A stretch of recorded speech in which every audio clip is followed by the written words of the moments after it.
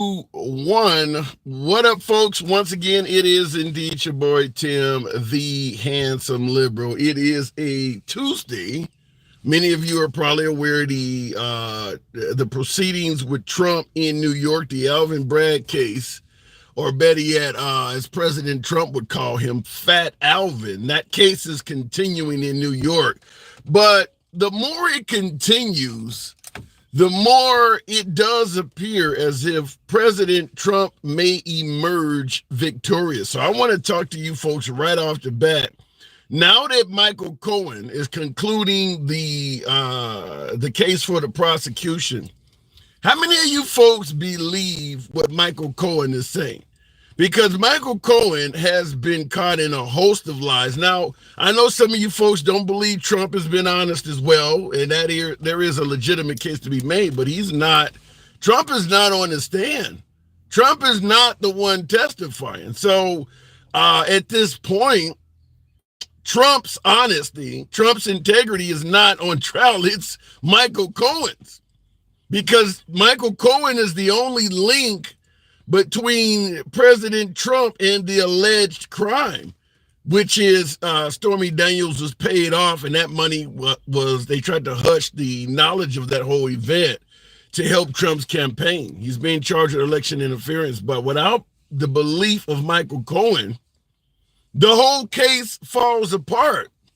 So I'm going to be asking right off the bat, do you trust and believe what Michael Cohen is saying?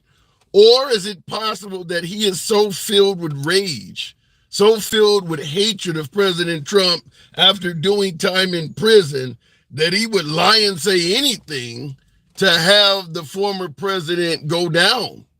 Is Michael Cohen himself operating from a standpoint of having a vendetta against President Trump? As you can see, the live is actually titled Trump Strong, because it's starting to appear as if President Trump's support is indeed growing, if not only politically. What are we talking about? Trump called for support to come to New York, a deep blue city like Manhattan. Since doing that, the Attorney General of Iowa, Senator J.D. Vance, has come out. Senator Rick Scott of Florida has come out to New York. The Speaker of the House, Mike Johnson, has been there at the courthouse. Tim Scott, Senator from North Carolina, or is it South Carolina, rather? Senator Tim Scott is also, his people are talking about coming out. Is the support for President Trump growing with this case? Even if Trump is found guilty, which many are suggesting that this is getting more and more unlikely to happen, it looks like there is a possibility of a hung jury as well. But want to present it to you folks. Do you see the support for President Trump growing with these cases? Or does that maybe want to make you go against him even more? Yours truly, it does seem to be the support is growing, but I want to hear from you folks. And of course, we're asking, do you trust what Michael Cohen is saying? Or do you see him as being so dishonest, lacking trust so much that he's just simply not even worth listening to? And last but not least, folks, make no mistake about it, most of America is not even paying attention to this shit to begin with. Most of America is not focused on this trial. Now, if it results in a conviction, that's different. But if it results in a hung jury or an acquittal, I don't think anybody thinks it'll be an acquittal, but it absolutely could be a hung jury, which, for all the intents and purposes, for President Trump is the equivalent of an acquittal, because it's not likely New York is going to retry Trump if they don't get him this time here. So a hung jury is probably just as good as an acquittal. But I want to hear from you folks. Do you believe that this case, this one right here in particular, is making his support grow even stronger? Because even some of the left-wing networks are now saying that this was a weak case to present from the beginning. A lot of people don't give a damn about it. and it's not likely to sway any hearts and minds. Would it sway yours? Going straight to the box, we'll start out with Captain Eritrea. I know I'm pronouncing that wrong, but good afternoon, Captain. Welcome to the program. Is this making your support for Trump grow, or do you have support for the president at all? Can you, how you doing, sir? I'm doing good. Thank you for having me. I kind of see your show sometimes, and I understand your stance. And I'm kind of trying to catch up. Okay. Have you been following this case in New York, the Alvin Bragg case? Somewhat. Okay. But mine is an overall view of Trump. What's your overall view? Okay, thank you. Since you're talking to me with video, I'll show you the same respect if that's okay. Sure. All right.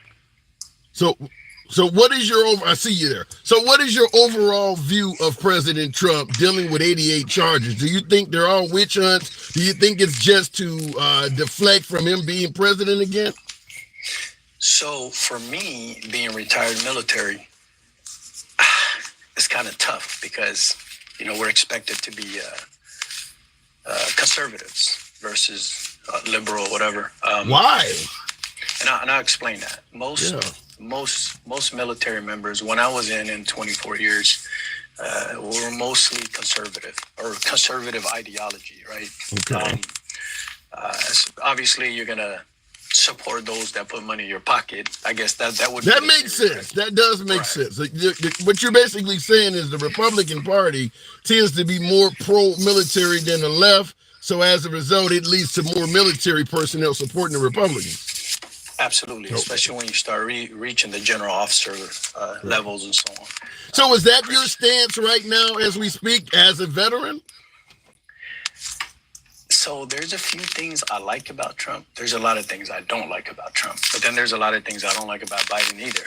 The more I research, the more I'm realizing politicians only work for themselves, right? Now, as far as Trump going through all the legal battles and so on, and I think they legally may have 5 cases against him. Okay. Like not a million cases, right? The way they're making it seem.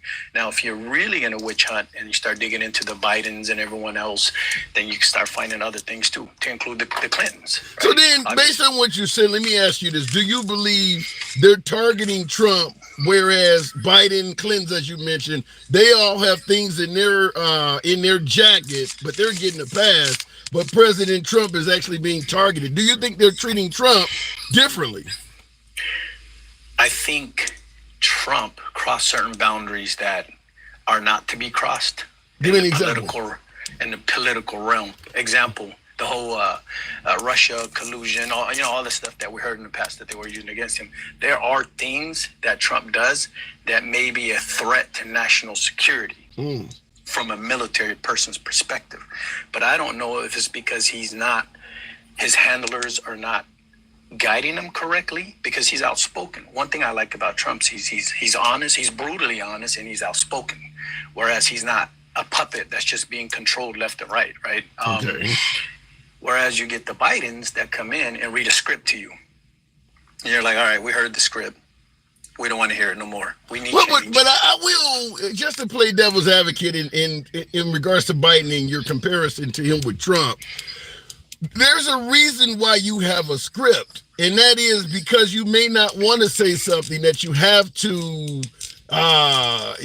pay for later or retract later. When you got a script, that means you have prepared what you're going to say. You've cleansed it. You've made sure it's what you want to say. If you go off the cuff, it is being honest, but later on you may find yourself in hot water. Absolutely. And you know what? It's called protocol. There's things that perhaps presidential figures that don't understand the protocol. When you pass a president, you salute. When there's certain protocols. When a president comes in, or is the flag higher than the president? Absolutely. There's things that you need to know, right? So with Trump, he comes out and he just says whatever.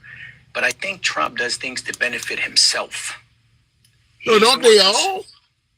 Well, I think his is more benefit himself at the extreme expense of others versus the blanketed beneficial party where you get the Bidens that slowly benefit themselves overall in the end picture, right? Even Obama himself, right? So whereas Trump wants benefits now, regardless of what happens, I need benefits now. So you're saying that you believe Trump puts himself over the country? Is that what you're saying?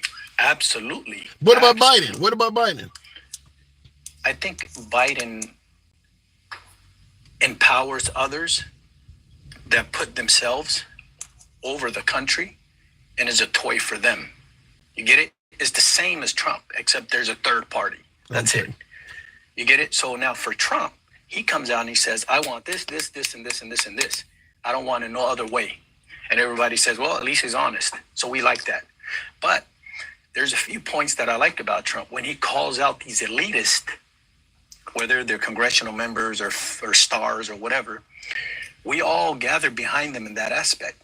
But as far as all the other extra, if he would have just stayed out of Twitter, stayed out of social media, everyone would have probably been pro-Trump. But now you're making golden shoes, trying to be Jordan, and all this extra nonsense. It's just, I would never have Trump meet my mother, ever. Wow. Wow. Ever. There's no way on this earth, President or ex-President Trump, former president, would ever meet my mother. But let me ask you this though. I get that you don't necessarily view him as the type of guy you'd want to meet to meet your mom. But would you vote for him, say in November? So we go back to that. Yeah, what benefits? And I like the way I like your show. I like the way you think. You're not one-sided. You're open, and you're brilliant. So now at this point, everyone is struggling to survive. I live in a spot where I pay $3,300 a month, right? With kids. So I'm thinking to myself, what am I going to do to survive? What benefits me as a person? We no longer think what benefits America.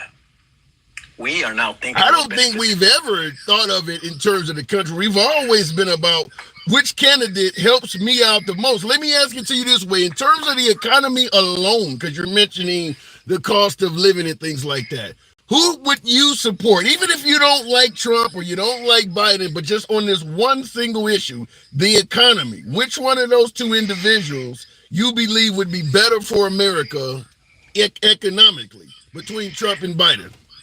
So removing my feelings and dislikes and biases, I would say at this point, I hate to say this, Trump. And let me tell you why. As much as I dislike him and he creates separation within the people in my own views, Biden is too soft, one. Two, where I live in a nice area, and I earned it, right? There are kids walking out of stores with carts full of food, and I attempted to stop one of them. They said, don't. And I said, what about the cops outside? Private property. Yeah, but what do you think? I get your point, and there's a lot of mob robberies happening all over the damn place, particularly in big cities. But I don't know. You think if Trump was president, that would stop? Well, what alternative do we have? If we say Biden, we're going to be sending billions to Israel and then working different wars and supporting death against Palestine, right? If we say Trump, then you have the Capitol attack. So we really don't have a choice. I don't really want to choose any of these people. I'm a patriot. I don't want anyone attacking the Capitol. You know what I mean? Yeah. And it's proven. It's not like somebody made up their lie and said, oh, no. He attacked the Capitol because of what he said and the people that rose up on his behalf, QAnon and all this other stuff. It ain't about conservative or liberal. Well, I got to move it on, Captain. But at the end of the day, you know you got to vote for somebody, right? Is Kennedy looking good to you? Say again? I said at the end of the day, you know you got to vote for somebody. Is Kennedy looking good to you? I don't know. It's tough, sir. And I'll tell you this. I just know in the end, I most likely am going to end up voting.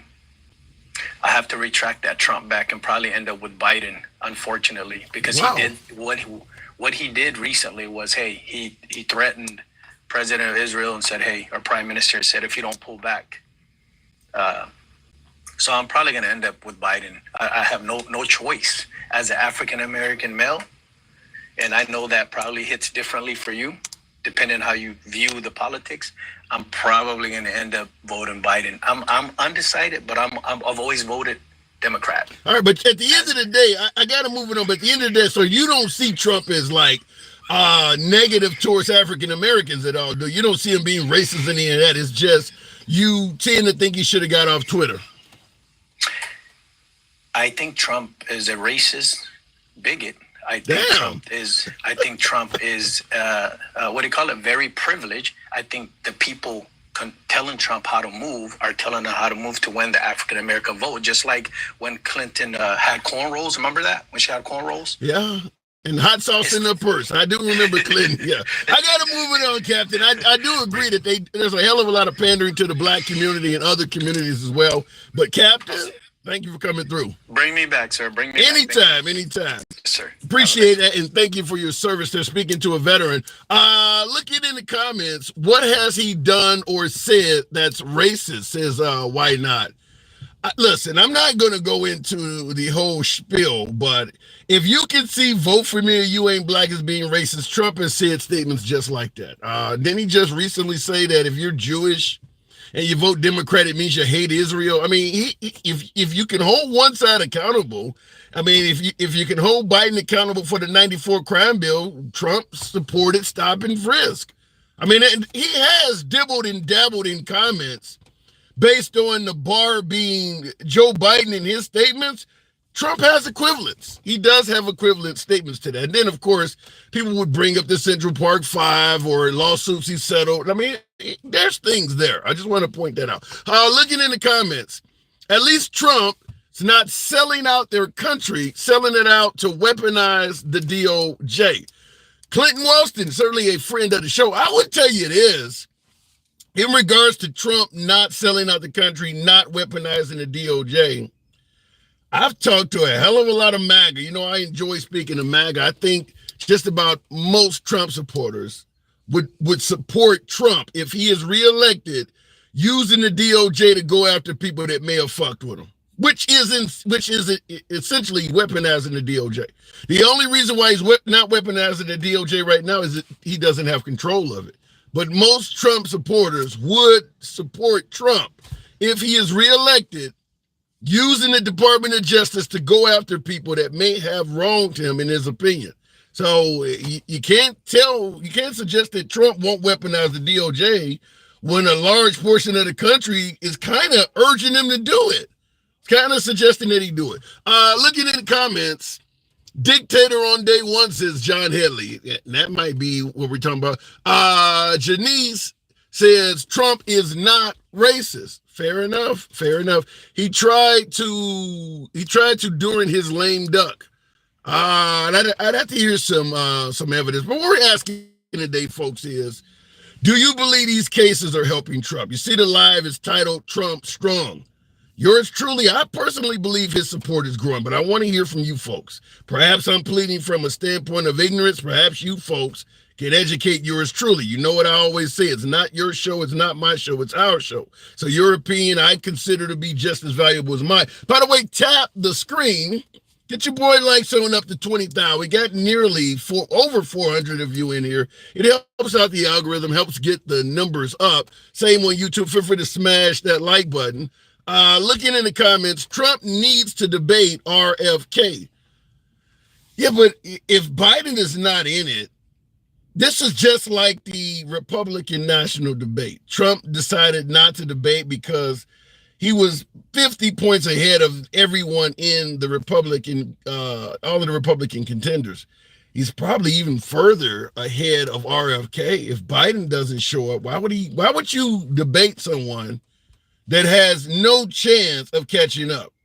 Trump can gain nothing, really nothing out of debating RFK. I suppose he might get a few RFK voters, but he could lose a hell of a lot more than he could gain. So I'm assuming his handlers may convince him that that's not worth doing it. Looking in the comments, liberal Trump voter says derelict. There are some of those out there. I was talking about a group the other day that calls themselves Democrats for Trump. That's crazy. As a worker, I've had way better opportunities. I don't quite get that one. For those saying they got their student loans forgiven and now out buying a new car and saying they are better off, should look at how much taxes will be. Nothing is for free.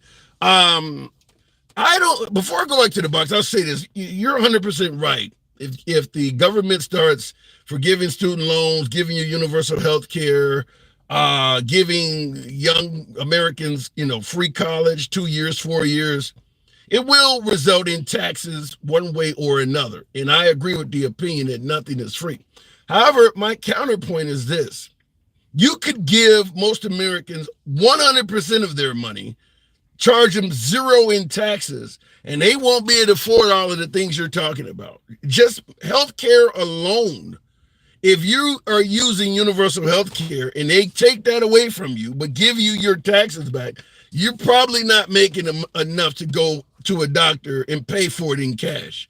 So I get your point, but at the end of the day, the expense of this stuff is so great that you could probably take 60% in taxes of a lot of American salary, and they would still be better off with that stuff than if you gave them the 60% back and told them to buy it themselves. Because a lot of that stuff is completely unaffordable. I'll tell you my own story. I've had a knee injection recently, shit dealing with my eyes. Every damn time I go to the doctor, and I have health care, every time I go to the doctor, I'm coming home with a bill, $60 here, a specialist charge you $100 there. It's costly. I'd rather my taxes go up a little bit to make all of that shit disappear. That's just my opinion. Going back to the box, though, we'll continue on with El Presidente.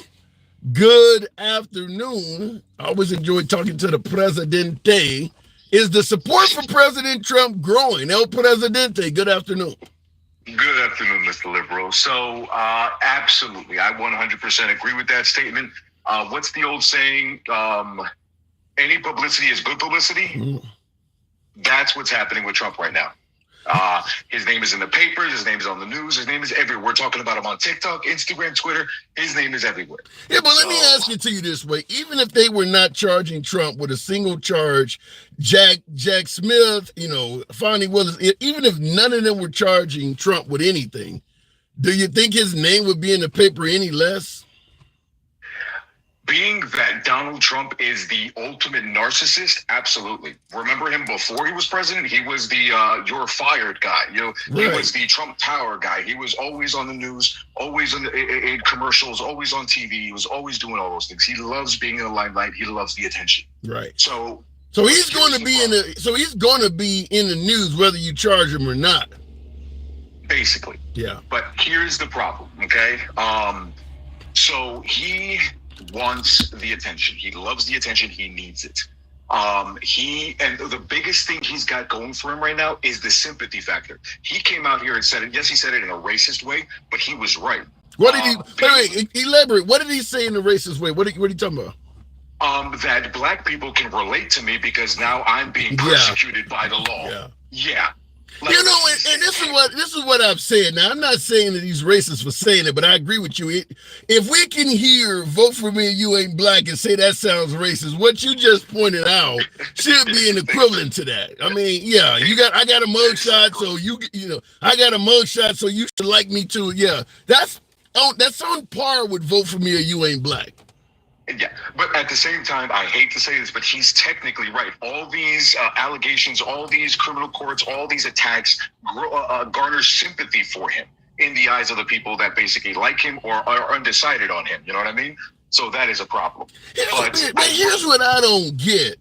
When you see, let's say, African Americans and minorities in the news that are allegedly being mistreated by cops, Trump never had any sympathy for them.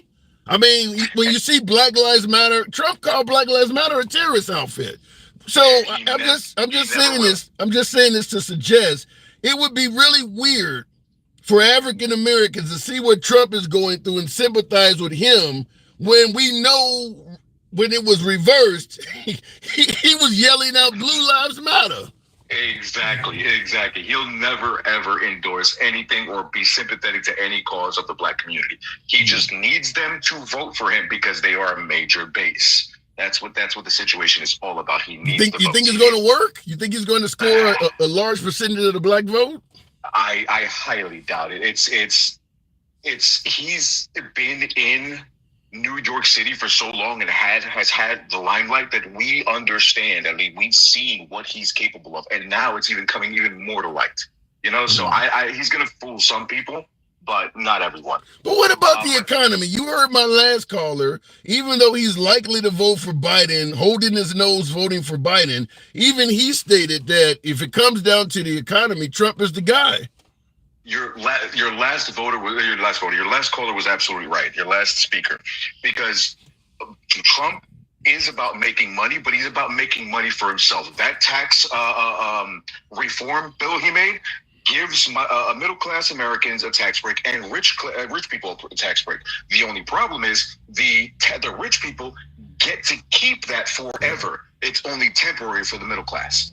Once it expires, then we are going to have to be paying for those rich people and all those taxes. Yeah. He is making himself and his people rich, not us. Wow. And now, in regards to our conversation we was having at the beginning, I see Sandra on YouTube, because we're on YouTube as well. Sandra says white lives matter. Do you think Trump may be more sympathetic to folks who are white? White lives. I would. That's what she typed. Yeah. And to that thing, I would prefer white lives matter over all lives matter. You see what I'm saying? White lives matter. At least there is an issue in the white community that needs to be addressed. That's what white lives matter to me means. Just like Black lives matter. All lives matter basically means we don't give a shit about none of y'all. Focus on us. And it's not a thing for me. I don't know. I don't see it that way. To me, I see white lives matter, all lives matter, blue lives matter. To me, the only purpose of the slogan is a counterpoint. It's kind of like the Irish slaves. You will never hear somebody yelling all lives matter if somebody is not yelling Black lives matter first. You'll never hear about the Irish slaves unless somebody is talking about African American slaves. It's just a counterpoint. I 100% agree with you. It is their talking point. It is their counterpoint to that. What I'm saying is that, like, the all lives matters is the counterpoint. The white lives matter. I have never heard. That's the first time I've never heard it either. Exactly. But let me say this though. President Trump did say a couple of weeks ago in that Time magazine interview that there is an anti-white sentiment in this country. The country is becoming biased against white people, and that won't happen under his watch. So that's a quote. He did say that. So he's also saying white lives need to matter more. Yeah, that's an issue. That is a big issue, and that's going to go big with his Triple K followers and his swastika followers and his white supremacist followers. But then that should show how great of a leader that Trump is. That he literally could have both the Triple K and the Black community all on his side simultaneously. The Black community is on his side because he is dealing with the criminal justice system, and the Triple K is on his side because he's talking about white lives matter. Is he really that good? And you bring up a very valid point. He is a con man. Always has been, always will be. And this is the proof. Perfect example. This case with Stormy Daniels, right? Correct me if I'm wrong, but isn't this case about hush money to basically silence this woman and silence these stories from coming out so it wouldn't ruin his election chances, right? For people voting for him, right? That's what the case is about. Yeah. Okay, perfect. So I think, ironically, this is absolutely hilarious to me. He didn't need, this trial should never have happened. He didn't need to pay anyone off because these people, his followers, don't care. They don't care if he essays. They don't care if he commits fraud. They don't care if he disenfranchises steals from a cancer charity. They don't care. They're going to vote for him no matter what. He could have saved himself $130,000. Not paying but is it a matter of them not caring, or is it them believing that the justice system is making up shit to prevent him from running for office? Listen. There's a difference between like one case where they think it's corruption, or they think the judge is paid off, or they think that the jury has been handpicked by George Soros. But when the entire country is under the same impression, when 66 judges that were appointed by Trump tell him no, that the election wasn't stolen, it becomes a delusional conspiracy that they just don't want to believe that that man could do any wrong. And that's an issue. All right, but at the end, I do got to move it on. But at the end of the day, you do believe this is growing support for Trump, as you said. All publicity is good publicity. It definitely is. It definitely, to those independents who are basically on the fence, they're the ones that they're going to sympathize and look at him as a victim. They're going to be like, okay, something's going on here. All right, El President. Supporters, no matter what. But all right, El Presidente. Then can you say it with me? Trump 2024. Trump 2024 for president. Thank you, sir. All right. Appreciate you coming through. Good talk. And looking in the comments here, I saw someone said, while we were talking about, we mentioned Black Lives Matter briefly, said Black Lives Matter is a scam. They all were a scam. Anybody fighting for civil rights, I don't care if it's Martin Luther King on up, they're all considered scam artists while they're doing it. I don't think there's ever been a civil rights leader that was not called a scam in this country. So, I mean, Black Lives Matter is a scam. It kind of plays into what's been always going on. Looking in the comments, anyone with a brain supports Trump, says Manuel Piston. Look, there are a hell of a lot of legitimate reasons to support Trump. There are legitimate reasons to support Biden. Nothing to do with your brain. It depends on what your issues are. If you got a bunch of money invested in alternative energy products, you're going to tell me you should be voting for Trump? Now, if you own a couple oil refineries, yeah, you should be voting for Trump. There's all kinds of legitimate reasons to vote either way, depending on what's going on in your life. I don't buy into the notion that if you don't have a brain, look, everybody don't have the same issues. We all have different issues. By the way, tap the screen. Get your boy on up to 25. Actually, make it 30. You guys can. There's enough of you folks in here. If you let your thumbs not be lazy, get the likes on up to 30,000. To my YouTube followers, feel free to smash that like button. Get it on up to 30. I think it's 3 dots in your screen or whatever. I do appreciate that. Understand, folks, this is an uncensored program. We don't block, ban, or censor anyone for their commentary. We are MAGA friendly. MAGA are always my preferred guests. Nevertheless, liberals are welcome. If you do enjoy civilized dialogue in this type of a format where nobody's being censored, feel free to follow the program on TikTok, a subscription on YouTube, if you will. Someone asked me in the comments, am I saying that Martin Luther King is a scam? No, of course not. But during his day, that's what he was called. You're just showing up. These colored folks in this town were doing fine until you came here and started raising hell about voting rights or whatever. That's what happens. I mean, even when LeBron James started talking about civil rights and getting involved in cases outside of the basketball court, well, you should just shut up and dribble. That's kind of how it goes. There is no way you can fight for civil rights for anybody, whether it's the LGBT community, minorities, you name it, without somebody saying you're a scam, because the goal is to go into your background and dirty you up any way they can. Looking in the comments, Fred Patterson with the subscription. Absolute pleasure having you in. Thank you, Fred Patterson. Thank you for that subscription. So looking in the comments, I think people rely too much on mainstream media. They trust those channels like Fox News, CNN, MSNBC. It's ridiculous how many sheeple are out there. Thank you yourselves. Research. Savvy, before we go back to the program, in regards to relying on the mainstream media and the idea that maybe the mainstream media is presenting fake news or biased news, I'd submit to you, no matter where you go, you're likely to get that.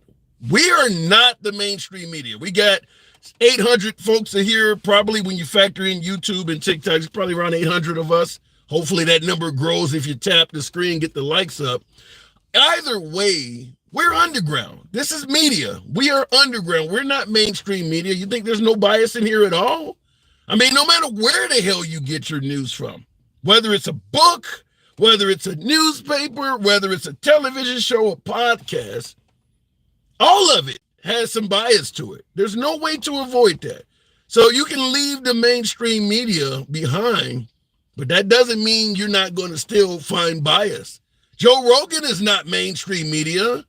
Tucker Carlson is no longer mainstream media. You think he's not biased?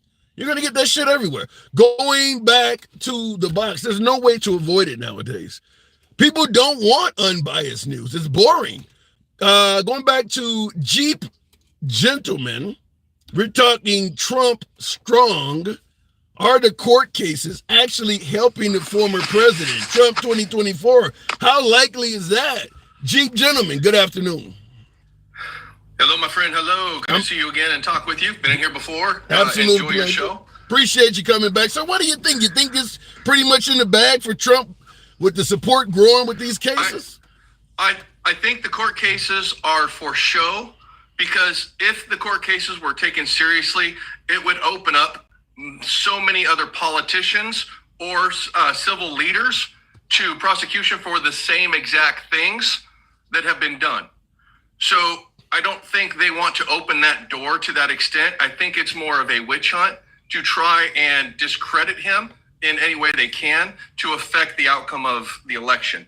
Now, I'm not going to sit here and say it's backed by Soros or so-and-so's funding it or any of these things. I think it's just several political agendas not wanting Trump to be back in office. Okay.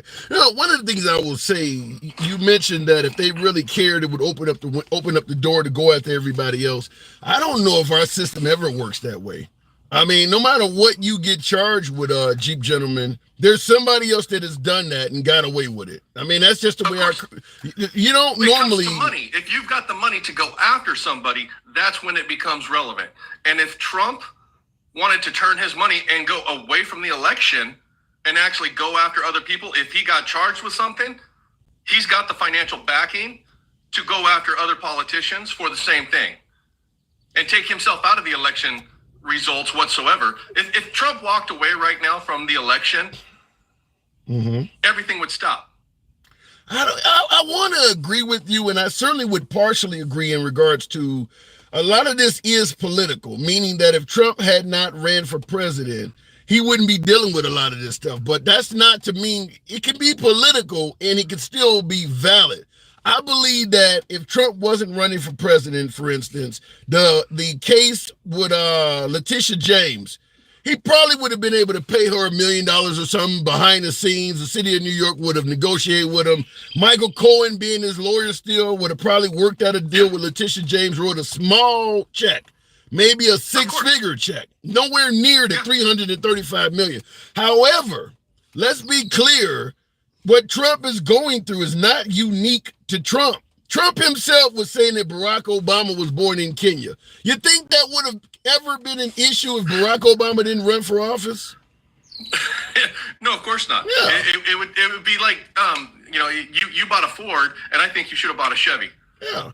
If Hillary Clinton, unless there is a reason politically to discredit someone. Right. And that's the biggest problem that we have with elections right now is everybody wants to look at the figurehead and not the policies that these people plan to bring to office. Right. Let me ask it to you this way. If Hillary Clinton didn't run for president, you think folks would be saying that she's drinking the blood of infants and things like that? Well, see, that's a unique case in itself, because if you look at the body count laying behind the Clintons as a family, there's a stack of bodies that can be attributed to them directly. So wait a minute. I said blood of infants. We can talk about the body count, but I said blood of infants. Do you think that they're doing that? Oh, and I think it's just the big scope of trying to discredit the Clintons in general. Right. So in other words, whether or not she's done it, I don't know. I wasn't there. I wasn't in the room. I haven't taken an. Do you think it's likely? Do you think it's likely or possible that she was doing something like that? Yeah, I don't know them personally, so I couldn't say yes or no. You can speculate. You know what? I can speculate that there are a lot of things that happen in wealthier circles. Let me say it like this. Hang on, hold on. Let me say it like this. You're fairly certain that it's a witch hunt on Trump. You don't know him personally. You have an opinion. And when it comes to Hillary Clinton, do you think she's drinking the blood of infants? You don't need to know her. You don't know Trump. You have an opinion there. No, well, with Trump, what I'm looking at is I'm looking at the evidence that have been provided. With Clinton, it's a video or hearsay from a lot of people saying, I saw this or I saw that. Where with Trump, I'm looking at documents that are signed, written, as well as text messages and emails and information in that respect. Do you believe there's tangible things, not necessarily hearsay from other people? Do you believe there's enough evidence provided to show that Hillary Clinton may have done that? No. Okay, so that should have been your answer. When I asked you, is it likely that she did that? You just stated, I'm looking at the evidence, and you're admitting with Hillary Clinton and infants, there is no evidence. Am I correct? You are correct, yeah. All right. So you can say no. You were pretty hesitant on that. Well, that's the thing is it's a mute point with the Clintons because they're not in the political race. No, because, but wait a minute though. They're not in the political race, but Trump used some of the stuff we're mentioning to get rid of her. Now it's happening to him and he's saying it's not fair. He was saying these type of things, that Obama was born in Kenya. He was doing to others what he is now saying is being done to him. Yes. And I think the big things for me that I focused on looking at my political candidate the first time that Trump ran was Hillary Clinton and her abilities in the military responses. A lack of support for a U.S. ambassador when he was under siege in a foreign country, asking for air support to you're talking about Ambassador Stevens in Benghazi. Yes, I am. Okay. And then as well as the fact that some of the shady skirting around having private email servers and stuff in their homes, as a political person and being subject to the eyes of Americans, I feel that was deceitful to the American people. Okay, but you don't see any issue with Trump with the documents. You're talking about having emails. I mean, the difference between an email and a document is just it's printed out. I mean, if you're going to hold her accountable for the emails, do you hold Trump accountable for the documents? In the document case with Trump, I didn't see evidence of him having a purpose to destroy documents to elude from them. What's the difference? But wait a minute. Okay, he didn't possession of documents. He didn't, but not destroying them. Okay, he didn't destroy them. If I take something from your house and I don't plan to give it back, even though you're asking me for it, what's the difference if I destroy it or not? You're still not going to get it back. Presidential privilege. I don't know the exact case of what was in the documents. He wasn't going to give them back is the point we're making. He had documents in his possession that they were trying to get back from him. That's why he got charged with obstruction of justice for refusing to give them back. I don't know if it really makes a difference if you destroy it or not. You don't plan on returning it.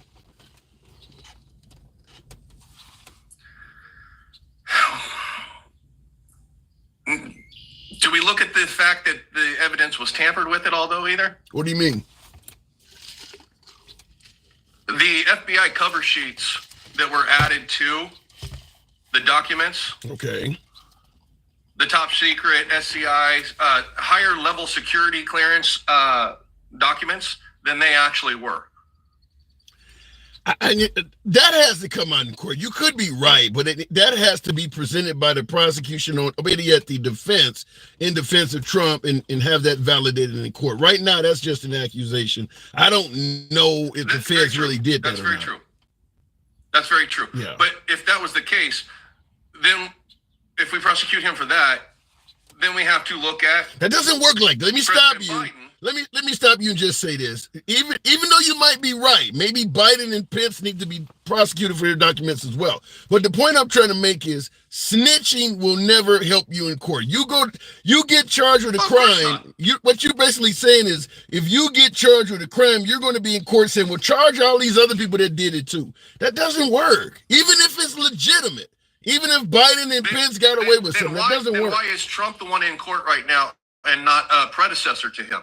Why did they not charge someone before him, but they waited and charged him? They got him on obstruction. The other people didn't obstruct. The other people didn't obstruct. Yeah, they didn't. Trump was asked for the documents back. They weren't trying to charge him with possession of the documents. They were asking for them back, and he was refusing to give them. That didn't happen with Pence or Biden. They're not charging them with the documents. They're charging them with obstruction. But they haven't clarified if those documents were required to be returned. That's what the case is going to be about. They're charging him with obstruction. If he can show in court, I didn't have to get these back to you, then he'll win. But until he proves that, that's what the case is about. But see, that's the thing is we can't assume he's guilty without being proven guilty first. No, we can't assume that Hillary Clinton is either. But we still were yelling, lock her up.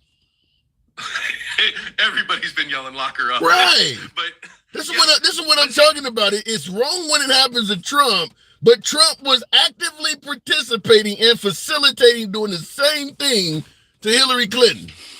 Correct. Yeah. I'm not trying to defend Trump. Let me get that clear right there. I do not think that he is a saint. I do not think that he is the best person for the job. I think there are other people that could do a much better job as a president of the United States. Okay. Now, what about one of those other 9? What about one of those other 9 from Vivek all the way to Ron DeSantis? Would you have picked one of them? Would you have preferred one of them? Possibly. Give me one. Tulsi. I would rather have her in the office than Trump. Wow. I think her patriotism to the country is more important to this country right now than foreign policies are. We are very lost in wanting to take care of the rest of the world, but we're not mowing our own backyard. So you would prefer Tulsi Gabbard over Trump? Yeah. Okay. Obviously, you won't get that chance, but fair enough. I got to move it on, though, Jeep. Last word. Go ahead. Yeah. Last thing I want to say is I wish that everybody would take a look at the policies of the candidates, not the people, because these are politicians. We cannot put our faith in politicians, but if we have a cabinet or the policy backers in their cabinet to make policies better for Americans, then we're lost completely. Yeah, that's what you're saying is pay attention to what the candidate does and not what they says. That's never going to happen. What comes out of your mouth, and when you're running for the nation's highest office, if not the highest office in the world, what comes out of your mouth is going to matter. People are not going to overlook that. I mean, how many people are showing clips of President Biden stuttering and things like that? They're not saying focus on the policies. They're saying, look how he sounds. So if Trump says something ridiculous, people are not going to ignore that. Of the voters. They want the emotions. They want Trump's doing the same thing. Yeah. Yes, it's an emotional race. It's not a policy or what's going to make life better for you. It's whose feelings can we get on our side. I think you're describing politics. That's the way it's been since the beginning of time. Brother, I appreciate you letting me in here today. Have a good one and good luck with the show. Absolutely a pleasure. Thank you for coming back anytime. Jeep, gentlemen, everybody. Looking in the comments, we need to start fresh with all politicians, starting with term limits. How many times do I have to say we don't need term limits? If you don't want somebody in office, quit voting for the ass. Going back to the box, guess what? Thank you for the super chat, first super chat on YouTube. Guess what? Thank you very much. In regards to term limits, Mitch McConnell continued to win over and over again in a blood red state like Kentucky. Nancy Pelosi continued to win over and over again in a deep blue state like California. You don't need term limits. Just quit voting for her. Why do you want the federal government to come in and use the power of big government to tell you who you can and cannot vote for? Just don't vote for them. You have the power of term limits already in your hands. You don't need the feds to tell you what you can and can't do. Look it in the comments. Term limits would keep bad candidates out. That depends on what your definition of bad candidates are. I mean, look at Nancy Pelosi, how much money she raised for Democratic candidates. A lot of Democrats owe their jobs to Nancy Pelosi. Look at Mitch McConnell. Thanks to Mitch McConnell, you got an additional Supreme Court pick. Trump was not impeached for, about to say September 11th. Trump was not impeached for January 6th. If you had put a new guy in, there's no guarantee that would have happened. Fact is, these long-term candidates know how to navigate the system for your party. That's why they keep winning. They are good at what they do. Yeah, they get paid a little bit on the side, but isn't that what happens in the private sector? The better you are at your job, the more you should get paid. We want good representatives, good senators, good Congress that are good for this country, that are willing to work for bullshit. I want to pay them like a regular American. I want them to have regular health care like we do. I don't want them having any kind of golden parachute or anything.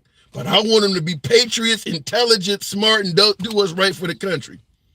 Would you see the logic in that in the private sector? I want a great CEO that's great for this country, that's really smart, but I don't want to pay him shit. You think that would work? It doesn't work in Congress either, folks, because they can go to the private sector and make a hell of a lot more money than even what they're making now. And you're suggesting they make even less? Good luck with that. Going back to the box, we don't have that now. So it depends on the congressperson, depends on the individual. The bureaucratic government is scared of people like Trump because he knows the system is rigged. I don't really care if you know the system is rigged if you're not going to fix it. Trump yelled out that the election was rigged in 2015 coming down the escalator. Got elected and left 5 years later saying the system was rigged. Okay? I mean, it's like literally going to a burning building and running around it yelling it's on fire. That's not doing anything. Yelling out the system is corrupt, being elected to president and leaving the office by still saying the same, I mean, that's not doing anything. Actually fix the things you're talking about. Then we be on to something. Going back to the box, I don't know what happened last time. We'll keep it going with Jonathan Bullard. Good afternoon, Jonathan. Welcome to the program. You guys are not tapping the screen. What the hell? I ain't getting no support today. Should be well over 50,000. It's a lot of lazy thumbs in here, hurting the numbers. You're getting support now. I'm going to tell you before I say my piece. Okay. You and I have talked before. I appreciate your intellectual, objective view. Thank you. Of today's society. Appreciate it. Now tear me apart. Go ahead. I'm going to speak my piece about Hillary, and I'm going to shut up and move out. I ain't going to answer no questions. Okay, go ahead. I'll give you a minute. Check into General Ham of AFRICOM. Look at what General Ham of AFRICOM said and did during Benghazi. Check into the NEO evacuation, non-combatant evacuation operation that was supposed to come out of Europe for Benghazi. Anything else I say will get me in trouble, so I'm going to shut up and leave. Okay. Love you. You have a great show. I enjoy your commentary. Anytime, Jonathan, the box is always open to you. We can definitely have a longer conversation next time. Appreciate you coming through. Now, moving the program real quick, just to say this in regards to what my last guest was saying, General Ham, non-combatant investigation. I did kind of write down what he said. Sometimes I'm looking at what you folks are saying. Here's the issue, though.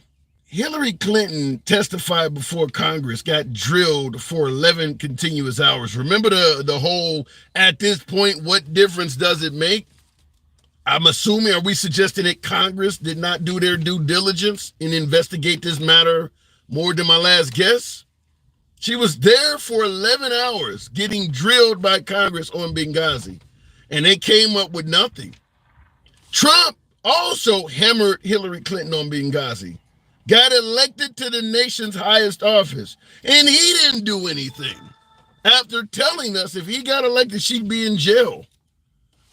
At some point, either Hillary Clinton is not guilty as charged, or the Republicans are dropping the ball for probably, 8 years straight.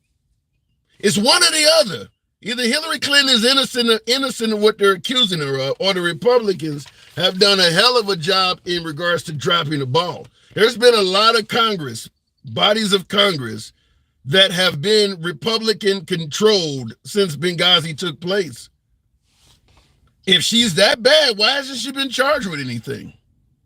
I mean, you can only say so much about Hillary before you start holding Republicans while they were in charge for not doing nothing about it. So it's one or the other. Either she's innocent or there's been a hell of a lot of Republicans, including President Trump, that is derelicting their duties and dropped the ball in terms of prosecuting her. Pick your choice. Look at in the comments, or the FBI is not doing their job. Well, trying. You're talking about multiple directors of the FBI.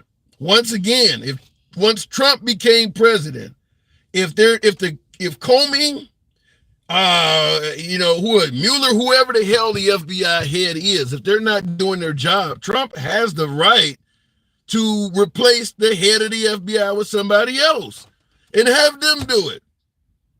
At some point, it falls on the party. You're not doing your job. If the FBI screws up under Biden, he gets the blame, not the FBI. If Trump is in control of the country, the FBI is not doing their job, you don't blame the FBI. I always say this, wins and losses are, the coach is accountable for wins and losses. I don't want to see a coach after the game blaming the defensive coordinator or some member on the team. You take credit for the wins or losses. If Biden is up there and the FBI is fucking up, it's Biden's fault. But if Trump is up there and the FBI is fucking up, now he's going to blame the FBI. No, that's not how it works. You take credit. If you're winning, you take credit. If you're losing, you take credit. You don't get to only take credit for the victories and blame all the losses on the lower people under you. And that's something Trump was doing over and over again, is blaming lower folks that he personally appointed. One thing I'll give Biden credit for, he used the phrase, the buck stops with me. It's my fault. That's something Trump doesn't normally say. Going back to the box, by the way, E-Ball 542. Good afternoon. Talking about the support for Trump growing strong with each case. E-Ball, what say you? Not much at all. So do you see the support for Trump growing?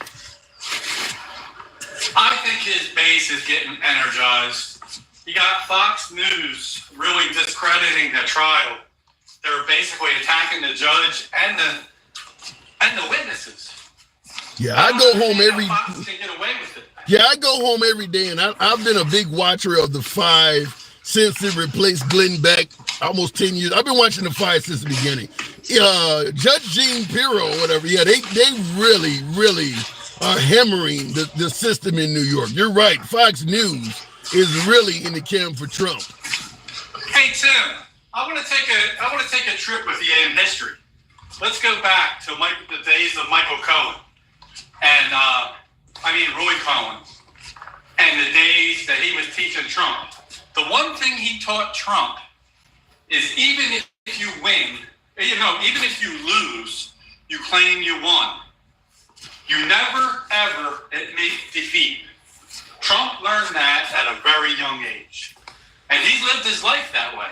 Yeah, but how can you claim victory when people can see the defeat?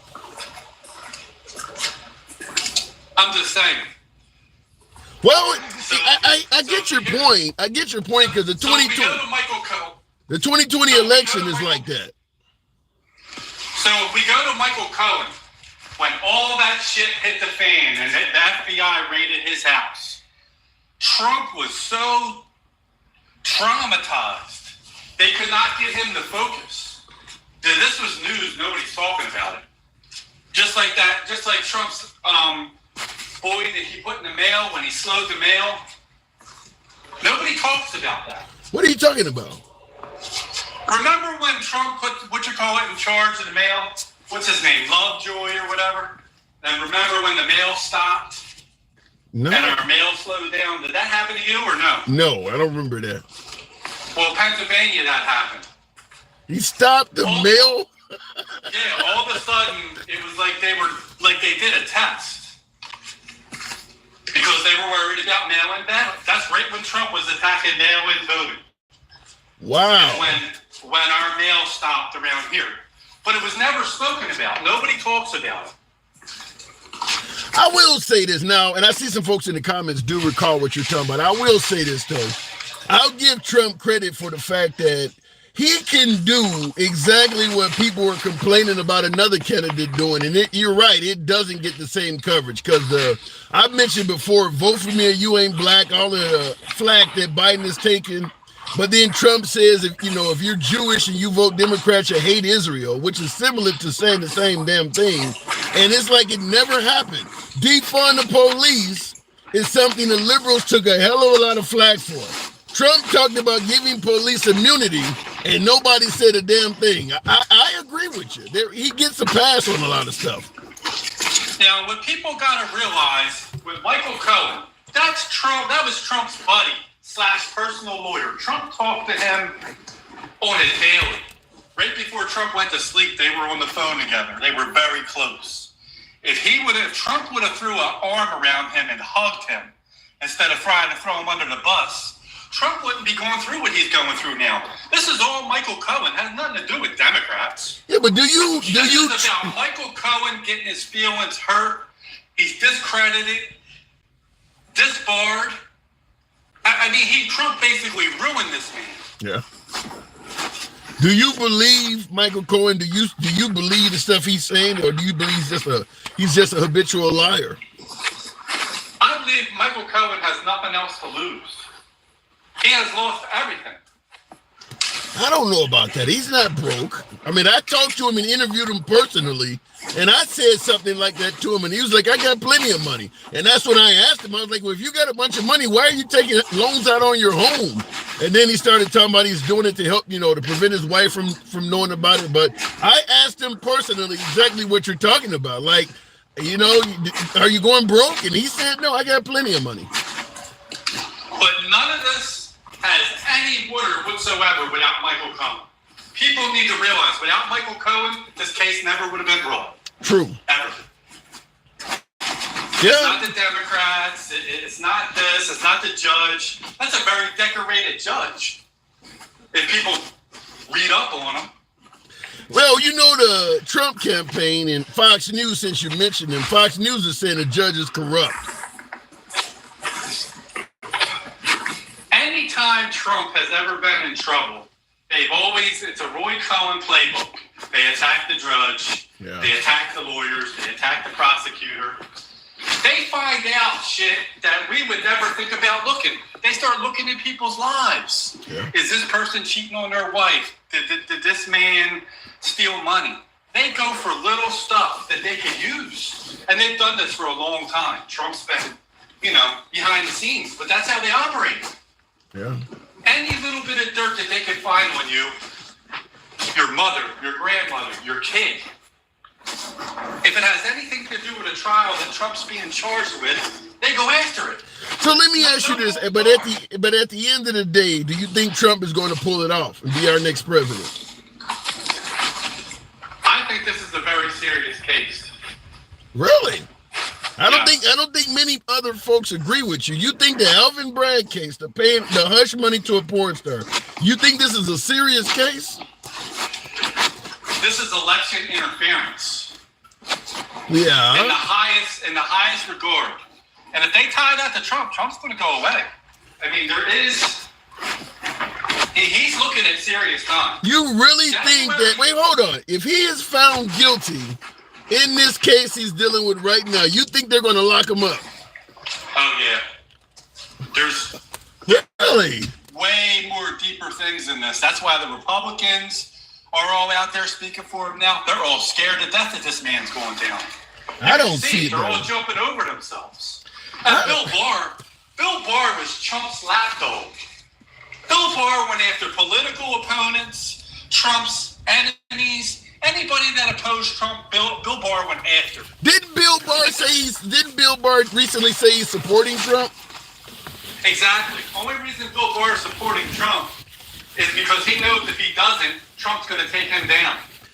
He's going to be in an iron cell. Take him down? How old is Bill Barr? He's been working in politics since the Reagan administration. Bill Barr has done some shady stuff for Trump. He obstructed justice in the Mueller report. Anything that was going on with Trump, any investigation, Bill Barr was trying to slow it down. Yeah. Go after this one, go after that one. I don't know. So I'm asking you though. Do you think Trump is going to pull it out in the end? I don't know, to be honest. I'm waiting to see what the jury thinks. But after everything that came out, Michael Cohen, his testimony is crucial. I don't know. But the problem is with Michael Cohen, they could call him a liar and everything, but they got tapes. They got voice recordings of Trump. They got documents. They got emails. They got voicemails. There's a lot of stuff collaborating what Michael Cohen's going to say. So you're not going to destroy that. You're not going to discredit it. I gotta move it on, but I don't agree with you. I don't think this case is as serious as you're saying, and I'd be really surprised to see Trump get locked up, even if he's found guilty. We got a difference of opinion. You could be right, but I think that even if Trump is found guilty, the punishment won't be. Will cause him at least 20-25%. You said what? Of Republican. This will cost him at least 20-25% of the Republicans voting for him. You believe if he's found guilty, 20 to 25% of the Republicans won't vote for Trump? I have a lot of my family that's been Republican for a long time. And the conversation at the table was, what is happening to our party? And everybody thinks they need to get Trump out of the Republican Party. They say he destroyed it. Republicans don't stand for what Republicans. You know what I think, though? I got to move it on, E-Ball, but I think your family is Republican. I don't think they're MAGA. MAGA is not going anywhere on this damn case. It don't matter what the judge says. But I appreciate you coming through, E-Ball. Thank you very much. Yeah, have a good one. You too. Yeah, I don't think that MAGA gives a damn about what happens in New York. And I don't know if I'd even believe 20 to 25% of traditional Republicans bowing out. I don't know. I don't think it's that high. But I could be wrong. I mean, because Nikki Haley just scored 20% of the vote, 22% of the vote in Indiana's. The primaries are still happening, even though Trump is by all intents and purposes, he is a Republican nominee. I mean, there's nobody even running against him anymore. But they're still holding their primaries as scheduled, and there's still a significant portion of votes going to other candidates that are not Trump. And Nikki Haley in Indiana, this was last Friday. Nikki Haley dropped out on March 6th. This was on May 10th, 3 months, 4 days after Nikki Haley dropped out of the race. She still got 22% of the vote in Indiana. That's a lot.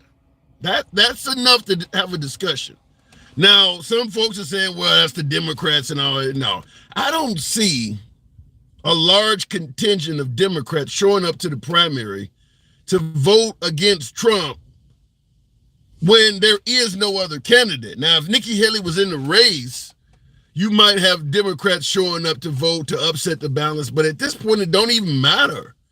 Trump is going to be the Republican nominee. So if you're a Democrat and you're showing up to go to the Indiana primary, you're voting for nothing. I don't believe those are Democrats. I believe most of those are Republicans that are expressing their dislike for Trump. Just like there's a lot of, what do they call them? No contest votes for Biden in Michigan. Michigan has a large Muslim community and all of this Israel thing, but it wasn't 20%. That's a lot.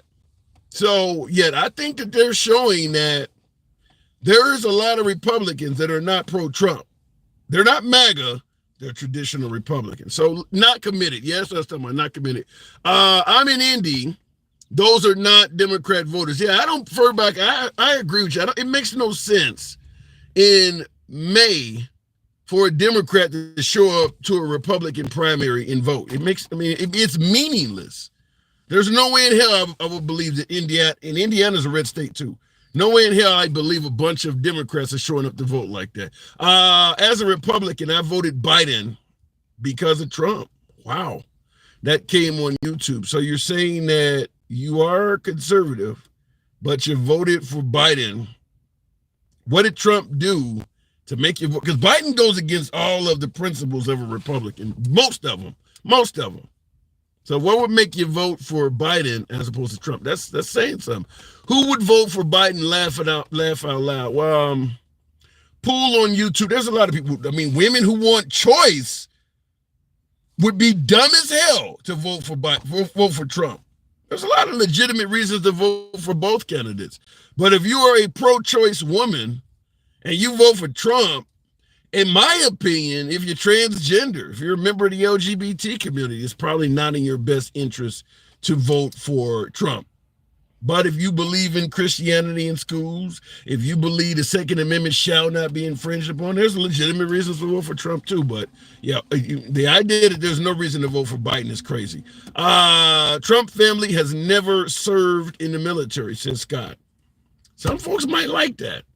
Some folks believe that if you got military members in your family, you may be hawkish, starting wars and shit like that. Trump is talking about nationalism. A lot of people like that. Trump said he'd build a wall and Mexico would pay for it. What a joke. I'm play devil's advocate and defend Trump on it before I go back to the box. You guys are just not showing the program the kind of support. Get your boy up to 70,000. We get, 500 of you in here. Same on YouTube. Get it on up to 50. Smash that like button. The idea that Mexico is going to pay for the wall. I'm going to step on the side of MAGA, say it was misinterpreted. Trump was talking about correcting the trade imbalance with Mexico, using the proceeds from that to build a wall. But he used the phrase, Mexico's going to pay for the wall, like they're going to actually write out a check, leaving room for his detractors to say it sounded stupid. But he meant correcting the trade imbalance.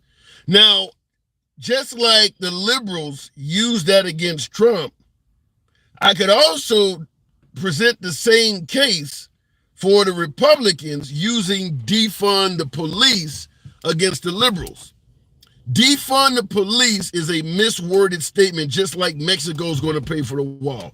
Trump didn't mean Mexico's going to give you a check in cash to pay for the damn wall. He meant he was going to put together policies that would have freed up money, and that was going to go to the wall, and that money was going to come from Mexico. Well, defund the police didn't mean complete damn anarchy either. It didn't mean they were going to just take the police departments and bankrupt them all over America. The right seized on that improperly stated phrase, just like the left seized on Trump's improperly stated phrase. Defund the police meant we're going to stop buying your ass tanks, machine guns and shit, and maybe use that money for better training, for mental health. That's what defund the police meant. It didn't mean we're going to go to the police department and take all of the damn money that's supporting it and allocate it to something else that has nothing to do with law enforcement. So it does work both ways. Both sides use improperly stated phrases to try to bash the other side. Looking in the comments, Kevin Stewart says, please explain those policies for Mexico. Well, John Deere, Trump's talked about the trade imbalance. We're going to impose a tariff on all of the tractors coming out of John Deere that used to be made here, but are now being made in Mexico, when Mexico won't let us sell products in Mexico without a huge tariff. So now we're going to start imposing tariffs on Mexican products coming to the United States. That's money that would be used to the wall. That's a policy. That's a policy from Trump. I was in favor of that, by the way. I thought it was a good idea. Looking in the comments, or better yet, going to the box. We'll keep it going with bodybuilder. Is this a bodybuilder truck drivers? What does that say? Which caused an increase in consumer as inflation. Yeah, Bodybuilder, good afternoon. How you doing? I'm doing good. Good to have you on. So, do you think that Trump is gaining support with these court cases? I don't think he's gaining support most just because of the court cases. I think it's the policies that were in place by Biden over the last 4 years. People are just tired of, the Democrats are tired of being told they're going to be for the poor, you're going to do this and this and this, and it's just not happening. Well, that is, if you're poor, you think that Trump is going to do more for you? well, I don't say that. What Trump does is he doesn't say he's going to do it for the poor, but what he does is he creates more jobs, which drives down the poverty rate. I don't know. I gotta say, this is where the messaging from Biden has become problematic, because the economy, the analysts are saying that the job creations under Biden are pretty damn good. Yeah, I don't know. I don't have the statistics with me, but I know they're not bad, but they weren't as good as they were when Trump was in office. Yeah, I'm not hearing that. I'm hearing just the opposite. In fact, I'm hearing not only did Biden create more jobs, the jobs actually pay more. I mean, burger flippers are making good money now compared to what they were during the Trump administration. Now the inflation sucks under Biden, but nobody's having a hard time finding a job right now. I don't think the jobs under Biden are that bad. Well, the inflation one, another thing that's making people jump ship is when he shut down the pipeline and drove the gas prices through the roof.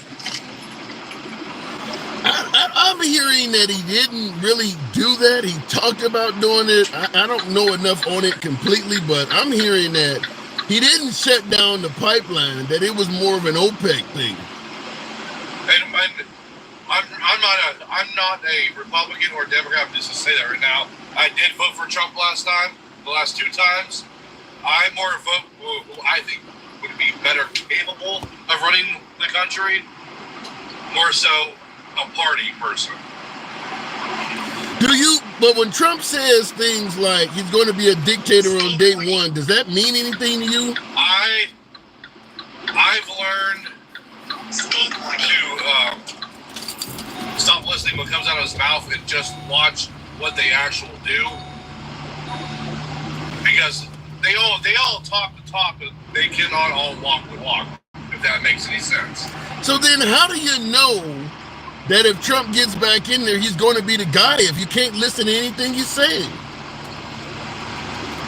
Because what he did last time, like when Obama was president, the inflation was starting to rise again. When Trump was president, it started to drop again. When Biden went in office, it went through the all-time high. I didn't see it like that. You saying the inflation was rising under Obama? I think it was, yes. What part of the country are you in? Ohio.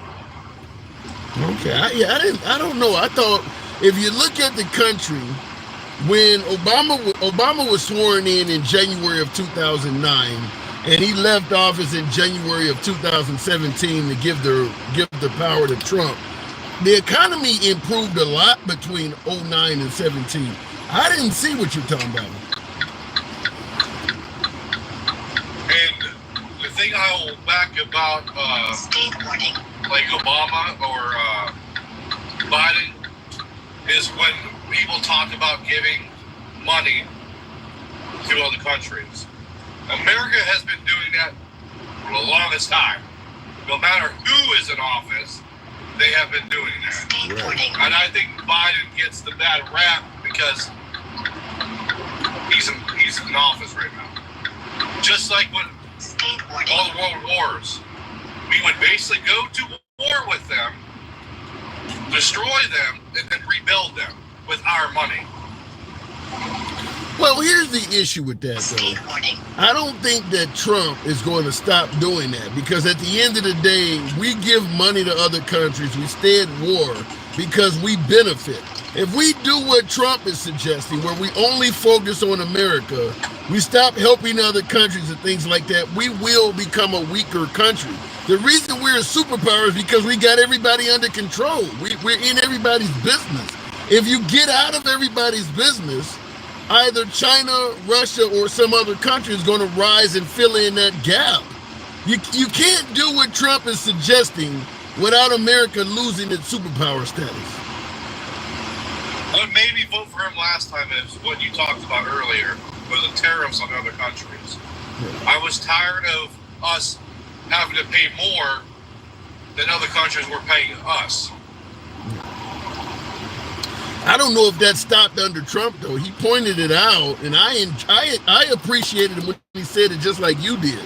But Trump also said, even MAGA would admit, Trump said a lot of good things that he didn't really deliver on. Like drain the swamp sounds awesome to all of us. He didn't do that, though. I mean, so I agree with you. Getting the terrorists under control sounds great, but a promise that isn't delivered.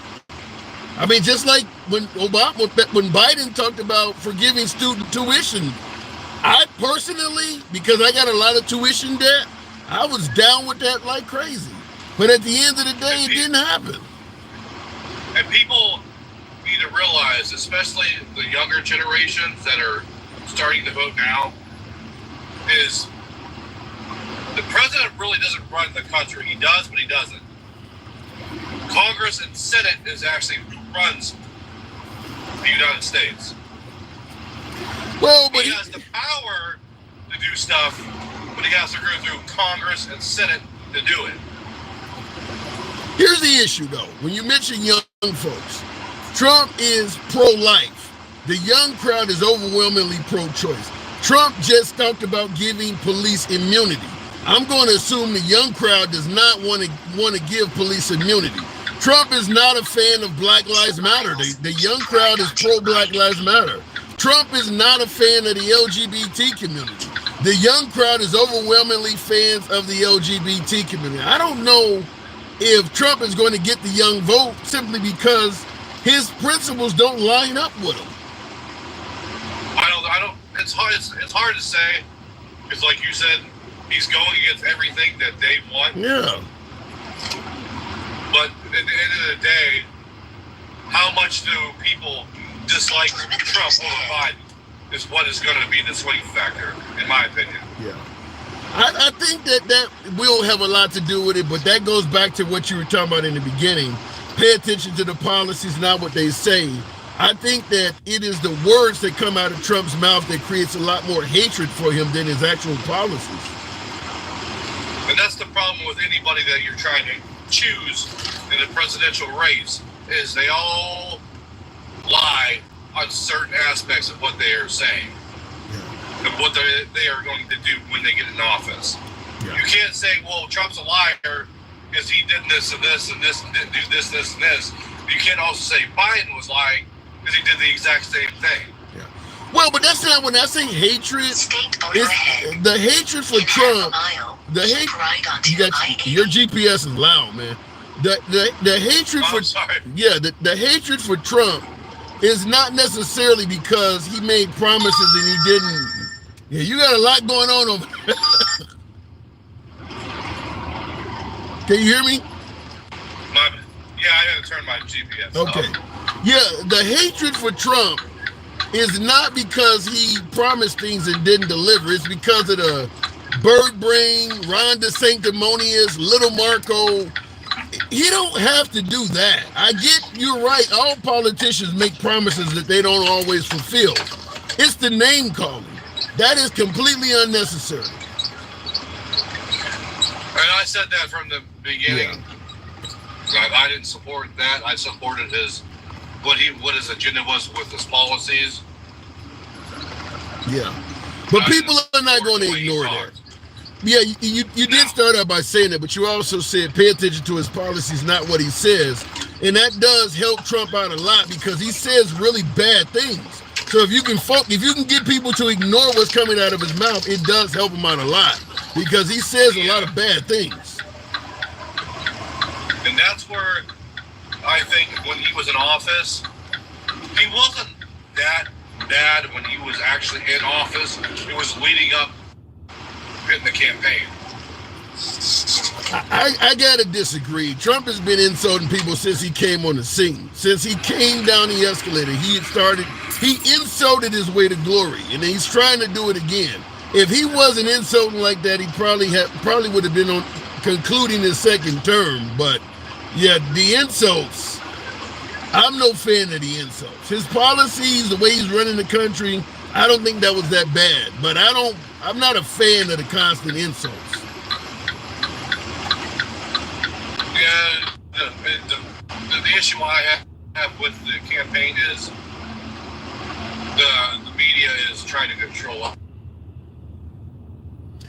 Okay, you breaking up, body. Okay, I'm gonna move it on. Apparently, you got a bad signal or something. That was bodybuilder trucker. Always welcome back on the program.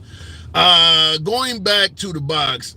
You have no idea whatsoever. I don't quite get that one. No, he started insulting when they attacked in 2014.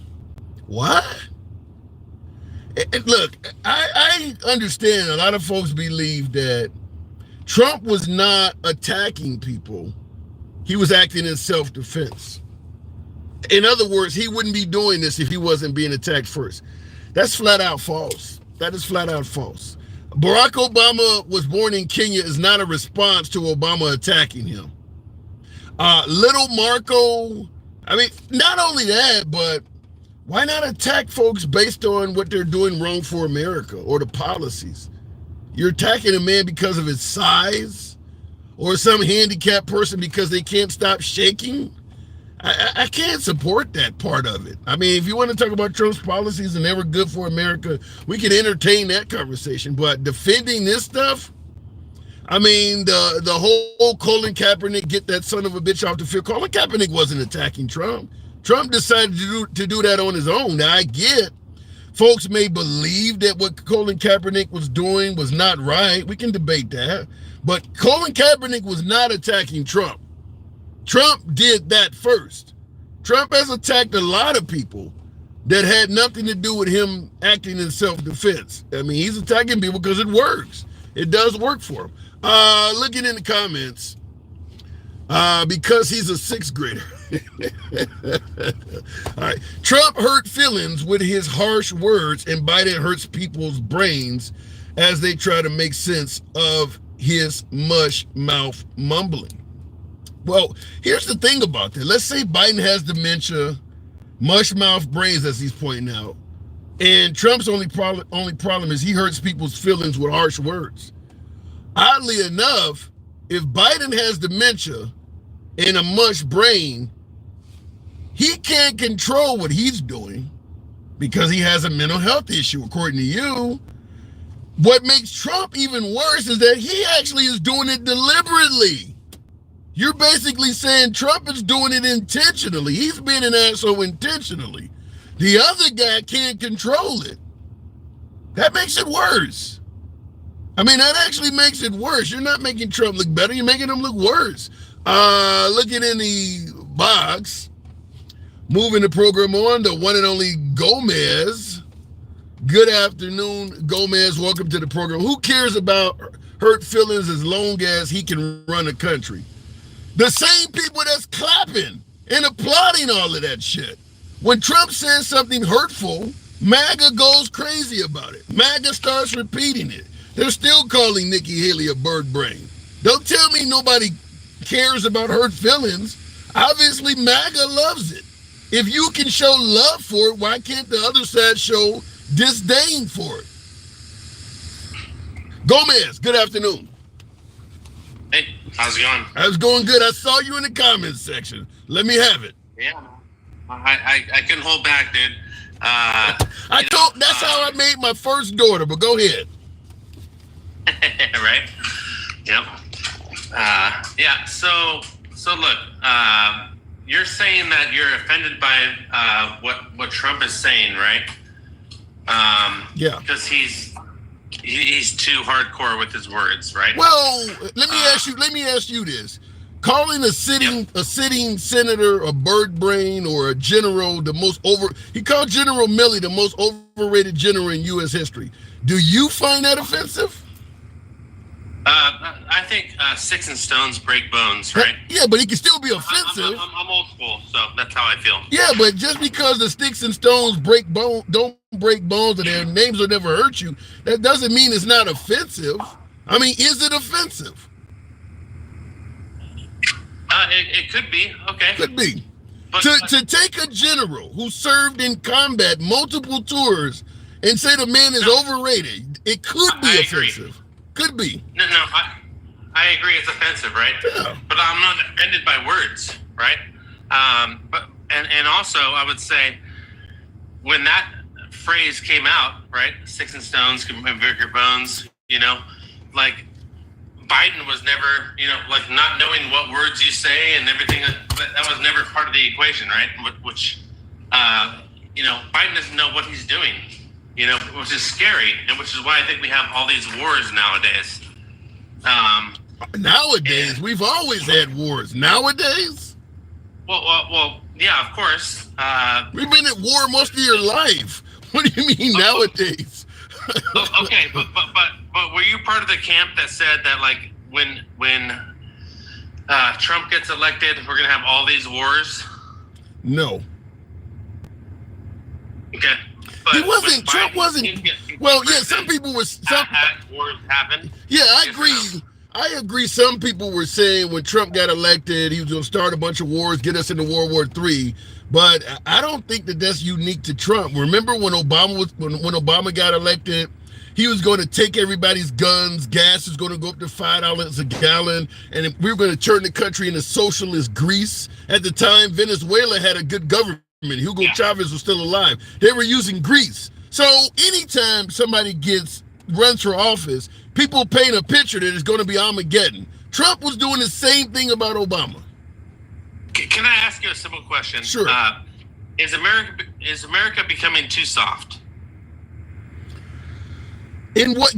In what way? I don't see America becoming soft. What do you mean?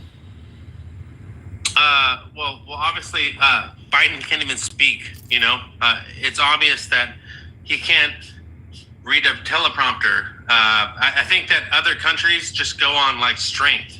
Maybe it's just me, but I think that other countries go on strength and they're attacking us because of that. All of those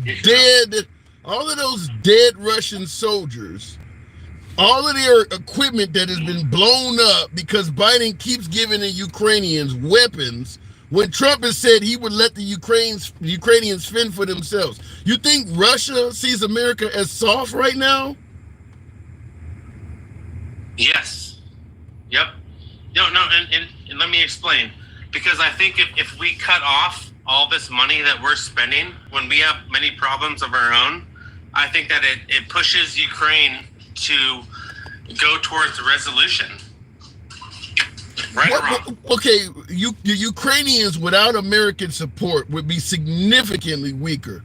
What kind of resolution are they going to go to Russia with other than a full surrender? What are they going to tell them? Oh, they're going to give up certain parts of their country. Right.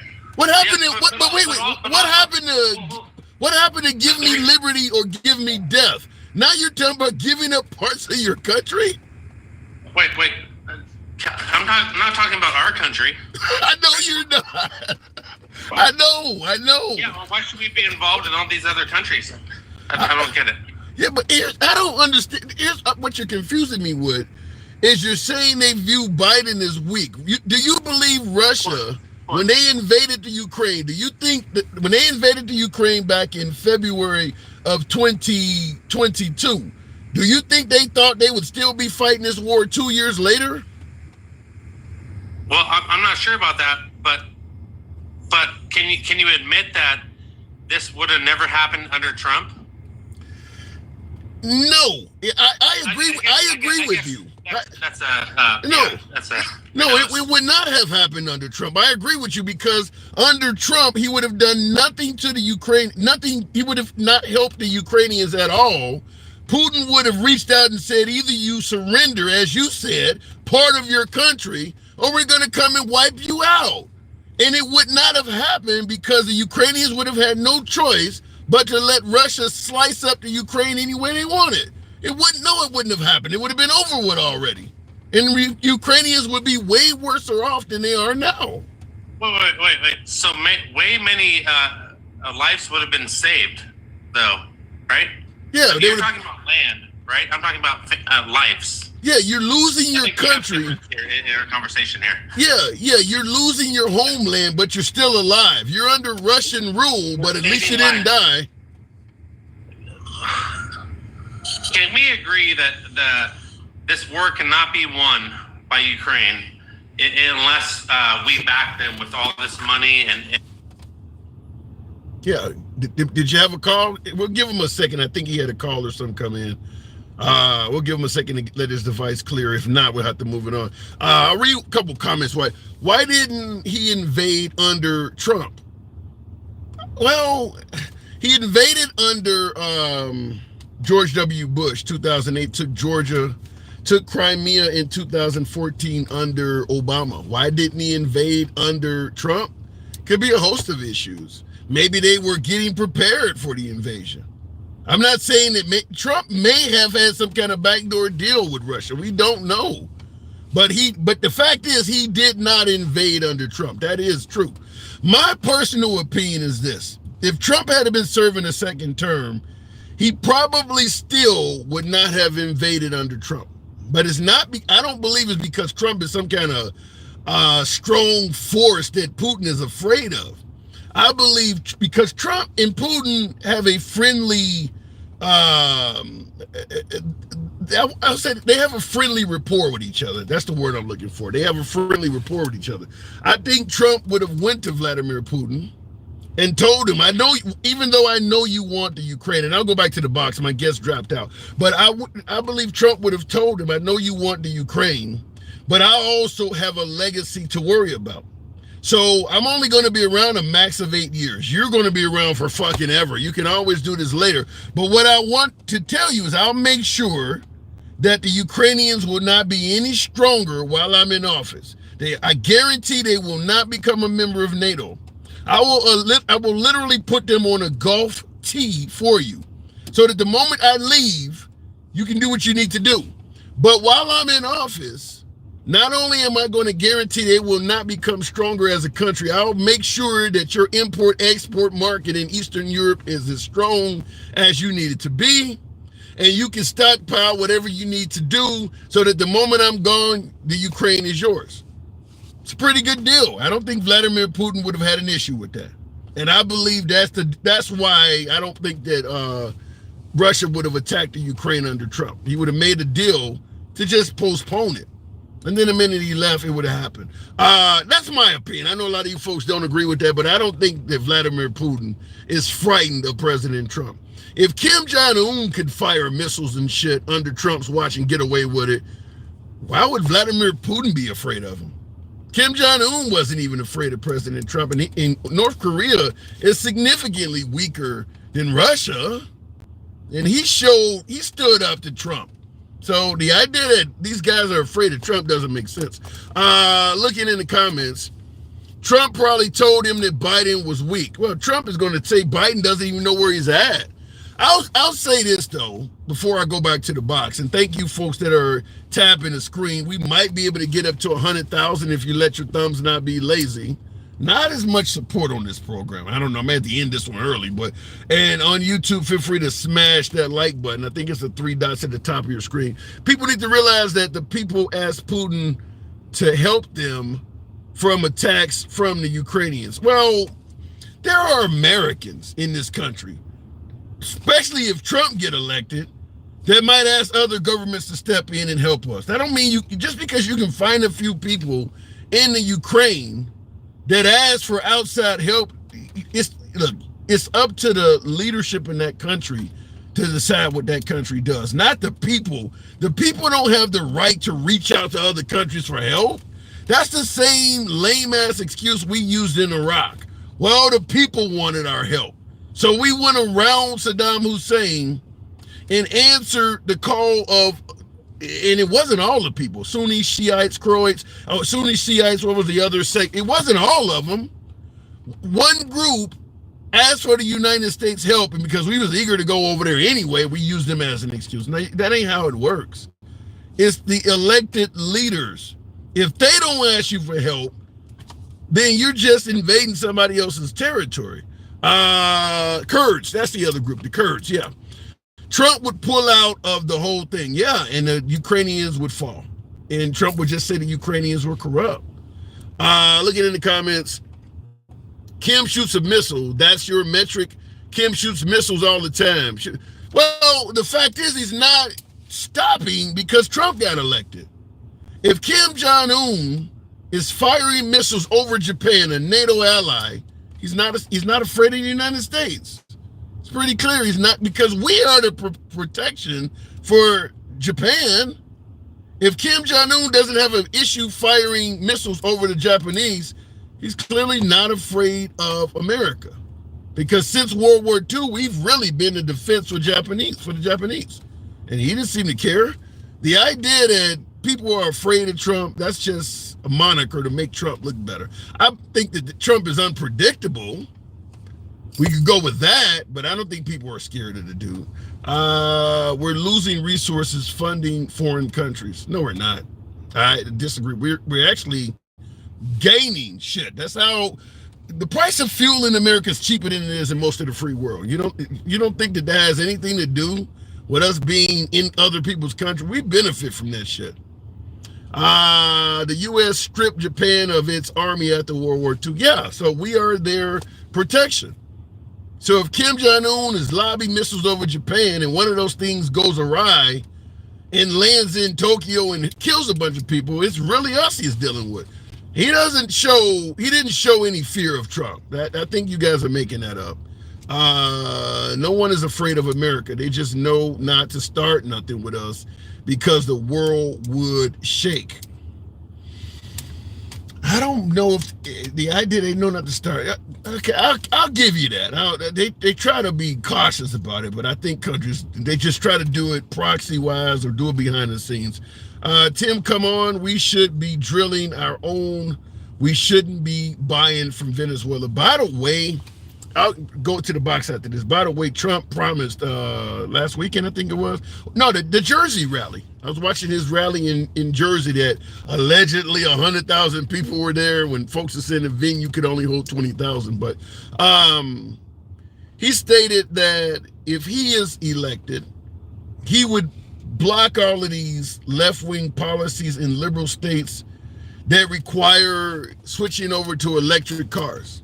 He believes that if you want to buy a car, a gas-powered car, you should be allowed to. The state shouldn't have the ability to force you to buy electric. His crowd went crazy for it. They like that. Here's the issue I have with that, though. You're okay with states' rights, but when a liberal state passes a liberal right, you're going to block it. So you're not okay with states' rights. You're okay with right-wing policies. If California wants to require their citizens to drive electric cars by 2030 or whenever the hell the ordinance is, how is that any different than Texas saying that we want our citizens to be pro-life? You're okay with states' rights on the pro-choice, pro-life issue, but driving electric cars, now I'm going to step in and use big government. I think that's being hypocritical. That's me. Puerto Rican, does that say dad? I don't know what that said, but good afternoon. The same when I hear I only like small government when it benefits me. Yeah, that's kind of what's being said. That is kind of what's being said. It's being hypocritical. That you're going to use big government when you don't like the liberal policies, but when a state wants to pass a right-wing policy, you're yelling out about states' rights. You're in favor of states' rights when the states do what you want them to do. I'm okay with freedom of choice, says Outlaw Josie Wells. I am too. Are we going to have electric planes, electric tanks? Come on, people. Yeah, you are going to have all that shit. That is coming. Yeah, I don't know about tanks, but it depends. I mean, right now they're using lithium. They may find another alternative energy source that packs in more of a punch per weight. You certainly will likely see electric vehicles go beyond cars. And Trump said at the Jersey rally, and MAGA went apeshit about this, the electric cars don't go that far. He stated while he was in Jersey, if you wanted to drive to DC, the car wouldn't make it. Because I actually pulled over and Googled how far where he was having the rally was. I was listening to it on the radio, and I got Sirius in here. And I Googled how far it was from where he was holding the rally to the White House, because he claimed they couldn't make it. It's 220 miles. Just about every electric production car out will easily make that trip. Many of them will actually make the return trip as well, the full 440 miles. It was 220 miles. He don't know what he's talking about. He tried to say an electric car could not make it from Jersey to DC. And MAGA was cheering that shit on. And I'm thinking, like, y'all don't know about this technology, do you guys? You guys he don't know what he's talking about. And they were cheering it. An electric car, those cars now, some of them got over 400 miles of range to them. He don't know what he's talking about. He didn't say a smart car. He's talking about, nobody's promoting smart cars. It's electric cars. He tried to say an electric car could not make it from Jersey to DC. Yeah, he don't know what he's talking about. Going back to somebody in the comments, RR Chaotic Dog says those estimates are exaggerated. An electric car can make it from Jersey to DC. That's not an exaggeration. They can make it from Jersey to DC. If they tell you the car has a range of 400 miles and the trip takes 220, they ain't exaggerating that damn much. Let me go back to the box. Yeah. Now, if you're running a bunch of shit, got the radio at full blast, air conditioning on or heat on, yeah, you can shorten the range of an electric car, just like you can shorten the range of a gas-powered car. If you got a trunk full of shit, if you're speeding, I mean, if you got a bunch of passengers, you can actually go over the range of a gas-powered car. But what Trump was talking about, yeah, he was wrong. Let me try it again. The dude. Good afternoon. Welcome to the program. Tap the screen, folks. Get your boy. Oh, you got me up to 100,000. Thank you. Trump would have to take diapers. You're saying that if Trump went on a long trip? Oh my God. Oh, but you guys are crazy. Trump crying about I'm the most attacked man in history. Wow, wow, wow. His MAGA idea of a tough guy. Scott on YouTube. That is a good point. That Trump is always crying that he's being the most attacked president in history. I don't buy into it for this reason. In many folks say, yeah, Trump is being attacked more than other presidents. Here's the issue I have with it. Trump launches more attacks than any president in U.S. history as well. Do you really think that Trump is only going to be attacked as much as Biden, or better yet, Bush or Obama?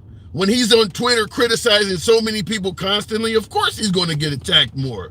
He launches a lot of attacks. He likes getting in the fight. MAGA views Trump as Rocky that never gets hit. Have you ever seen any of the Rocky movies? You see what he looks like at the end of the fight, even though he wins? You don't get to not be hit. If you like hitting people, saying crazy shit, people swing back. Most attacked president in history. Yeah, he's attacking people. That's what's causing that. Let's try it with Andy. The box is giving me problems right now. Andy, well, you came right up. There we go. Good afternoon. Hello. I hear this complaint about the cars. Have you seen a stretch of road in Michigan where you literally drive down the road, your battery doesn't get depleted, and it charges your car? That's what they're building. Really? So, yeah, it's on 14th Street in Michigan. You can look it up. I used to have the little racing sets as a kid, and under the car there were these little brushes, and they provided electricity from the track to make the racetrack run. I suppose you could probably charge a car while I was driving. It's in Michigan. It's on 14th Street. You can look it up. Wow. Their lack of knowledge about technology and how things are moving and how things are going to work are astounding. Like, they're completely technologically illiterate. Yeah. It's my personal opinion. Here's what I fear with Trump being so anti-alternative energy vehicles is that if you get Trump in office and he answers the call of big oil, all of the other nations are going to continue developing this shit so that when Trump leaves office, we're now at least 4 years behind everybody, because alternative energy, electric cars, that's coming whether we like it or not. Other countries are developing this technology, so it's going to come no matter what. So, exactly. Yeah, so focusing on it is a fruitless cry against technology changing like it always does. Yeah. I'm sure they would have wanted the steamboat to stay steam. So what do you think? You think these cases, the whole purpose of the live stream today is folks are suggesting these cases are making the support for Trump get stronger. What say you? No, did you see, like, they lied about how many people were in New Jersey? There was an overhead view. The governor said, the mayor said initially it would only hold 40,000. We have an overhead aerial view. There's not near as many people there as they said they were. Not to mention, even they said people were walking back on out to the boardwalk. So, no, I don't believe that. I think that's some more hyperbole from the right. And wait, like, Nose is down there going, let me up. Please, let's talk about Ukraine for a minute. Can we, if we just let Russia take Ukraine, then China will think they can just take Taiwan. And we be a world of hurt. Not only that, we signed an agreement with Russia, the Ukraine, and the UK for us to take unstable nukes and give them to Russia so they got something out of the deal and they wouldn't attack Ukraine. But here they are lying through their teeth because he wants to replace the old USSR. And Trump's not really his friend. His friends were Uvalde and the guy that attacked Russia, Wagner. Those were his actual friends, and he offed them. Yeah. I will say this, in regards to what you're talking about, the deal we made with the Ukrainians, that if they gave up their Soviet-era nukes, we would not invade that country. The U.S., Soviets, and the U.K. told the Ukrainians that they gave up their nukes, and now you see what's happening. To me, that's one of the things. Now, I know MAGA favors this, but to me, that's one of the issues that I have with President Trump is he has shown that America cannot be trusted, whether it's the Paris Accords, NAFTA, NATO, the Iran deal that he got us out of. I don't know why any foreign entity would make a deal with the United States after Trump has shown these other countries, if we elect a president and they don't think it's a good deal, they'll just break it. I mean, even if Trump is right, even if these are bad deals, you signed on the dotted line. You gave your word. Even if Trump gets back in office and he wants to do something that he thinks is great for America, one of these leaders should look him in the face and say, how do I know the next guy after you won't do what you did to the guy before you? To me, He's made America look like they're not trustworthy. Well, I mean, he's not trustworthy. Let's just be honest. And the deal is they can clamor all they want to in the heart. Think about how Biden can't talk. Biden at least knows he's running against Trump. Biden doesn't say pick the white guy. That's crazy to me. Pick the white guy. So what do you say? Yeah, Trump said that recently. Who said that? He's running against Obama. Trump actually said in a speech about a month ago, pick the white guy. He actually said that. Wait, Trump running against Biden said pick the white guy? Mm-hmm. It was about the time he did the tennis shoes. Wow. I have not heard of that. Roderick Williams on YouTube, thank you for the super chat, said, do people... That's not a lie. Get over yourself. I got to look it up, Andy, but Roderick Williams said, do people not realize that Biden and Putin have always been enemies since the Obama era? Biden and Putin, yeah. Everybody in the United States has been Putin's enemy always. That's what I was going to say. That's what I was going to say. Anybody thinks that Putin is their friend is the damn joke. Yeah. That's what's funny. Yeah. They think that Donald Trump can tell Vladimir Putin what to do. No, he can't. Donald Trump is a useful idiot to Vladimir Putin.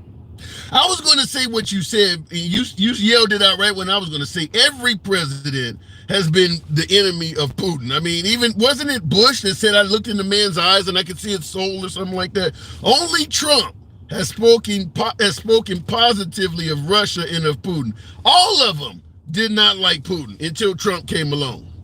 And see, people in the comments have seen what I said. So I don't really care what the audience thinks. They're not very educated on what Donald Trump actually does anyway. Be kind. That's my MAGA folks, Andy. Be kind to MAGA. When they start thinking critically, I'll start listening to them. Because currently they're very short-sighted. Let's not invade Ukraine. That's okay. Let's give China the signal to just take Taiwan outright. Let's go ahead and cripple the United States because we don't have any common sense. That is just lacking any kind of foresight. I'm sorry. Well, Donald Trump brought all this shit on himself.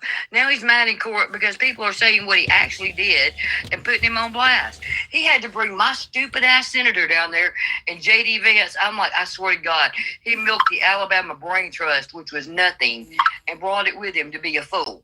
I am so embarrassed to the state I live in currently because Tommy Tuberville wouldn't actually be a man. And first of all, Tommy Tuberville should be in jail. He took that phone call from Trump on January 6th on the floor. His ass should be locked up too. Him, Trump, and the rest of them. Well, your state is MAGA, Andy. Your state really loves Trump. No, we don't. We just hadn't had an election since they had that little party on the Hill.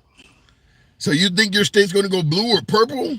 Well, the last election we had went blue. You think Alabama is not going to be red? I'm not sure all of it will be. I'm pretty sure we'll be purple. Alabama going purple? No way. But you got to forget. You don't forget Kay Ivey done pissed off all the women with the damn egg shit. If Alabama even goes purple, Biden is going to... Red was red as hell. +6 for Trump. Yeah. +19 for the Democratic woman running on women's rights. Don't piss women off. They already did that. Oh, the comments, it'll be red. Well, why is the last election, it was blue? I tend to think Alabama will stay blood red, but if you're correct and Alabama goes, even if it goes purple, not blue, that means Biden is going to really win by a lot. If Alabama starts changing colors, that means Biden is way out front. Oh, Lovey, I know you're in Alabama. You and Clinton or whatever his name is.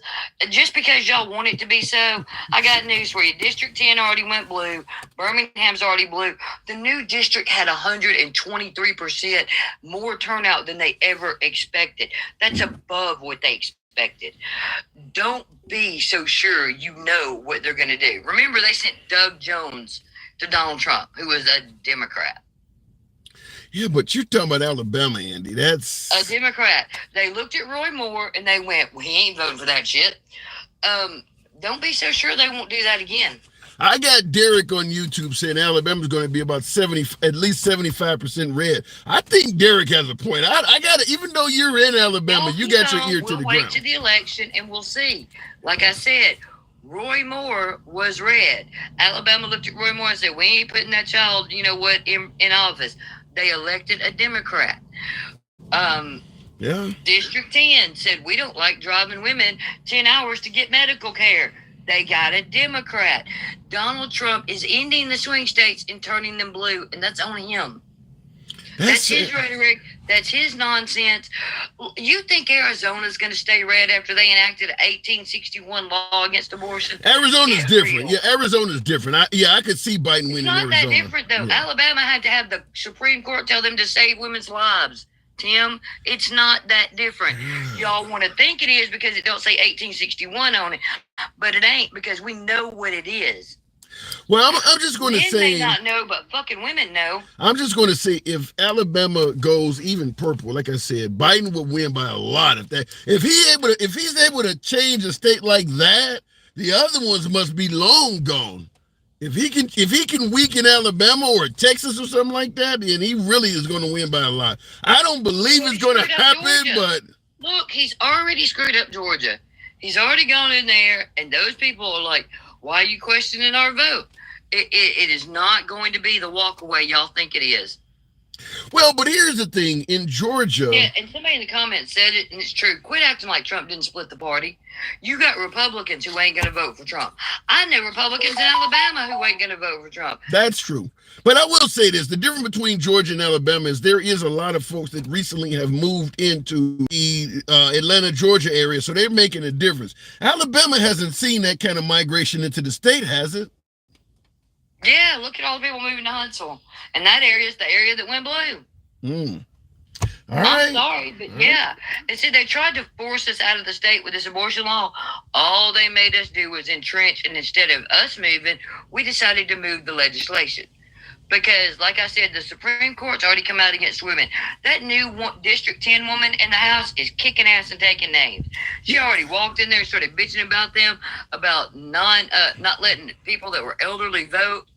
Because here's one. Now I'm sure you are aware you have a Southern accent. Here's a comment. This came from you on the YouTube side from Leo. He said it's crazy how quick conservatives mock their voter base when an accent has different views. So you're getting attention on YouTube as well. But that's interesting. You're being mocked because you have a liberal point of view, but you believe the women are going to turn out, huh? Mm-hmm. And they can mock me from being from Alabama and tell me I don't know nothing, I'm ignorant, and that my Southern accent doesn't mean anything. Honey, there's a lot of people that in my state that sound like me don't like MAGA.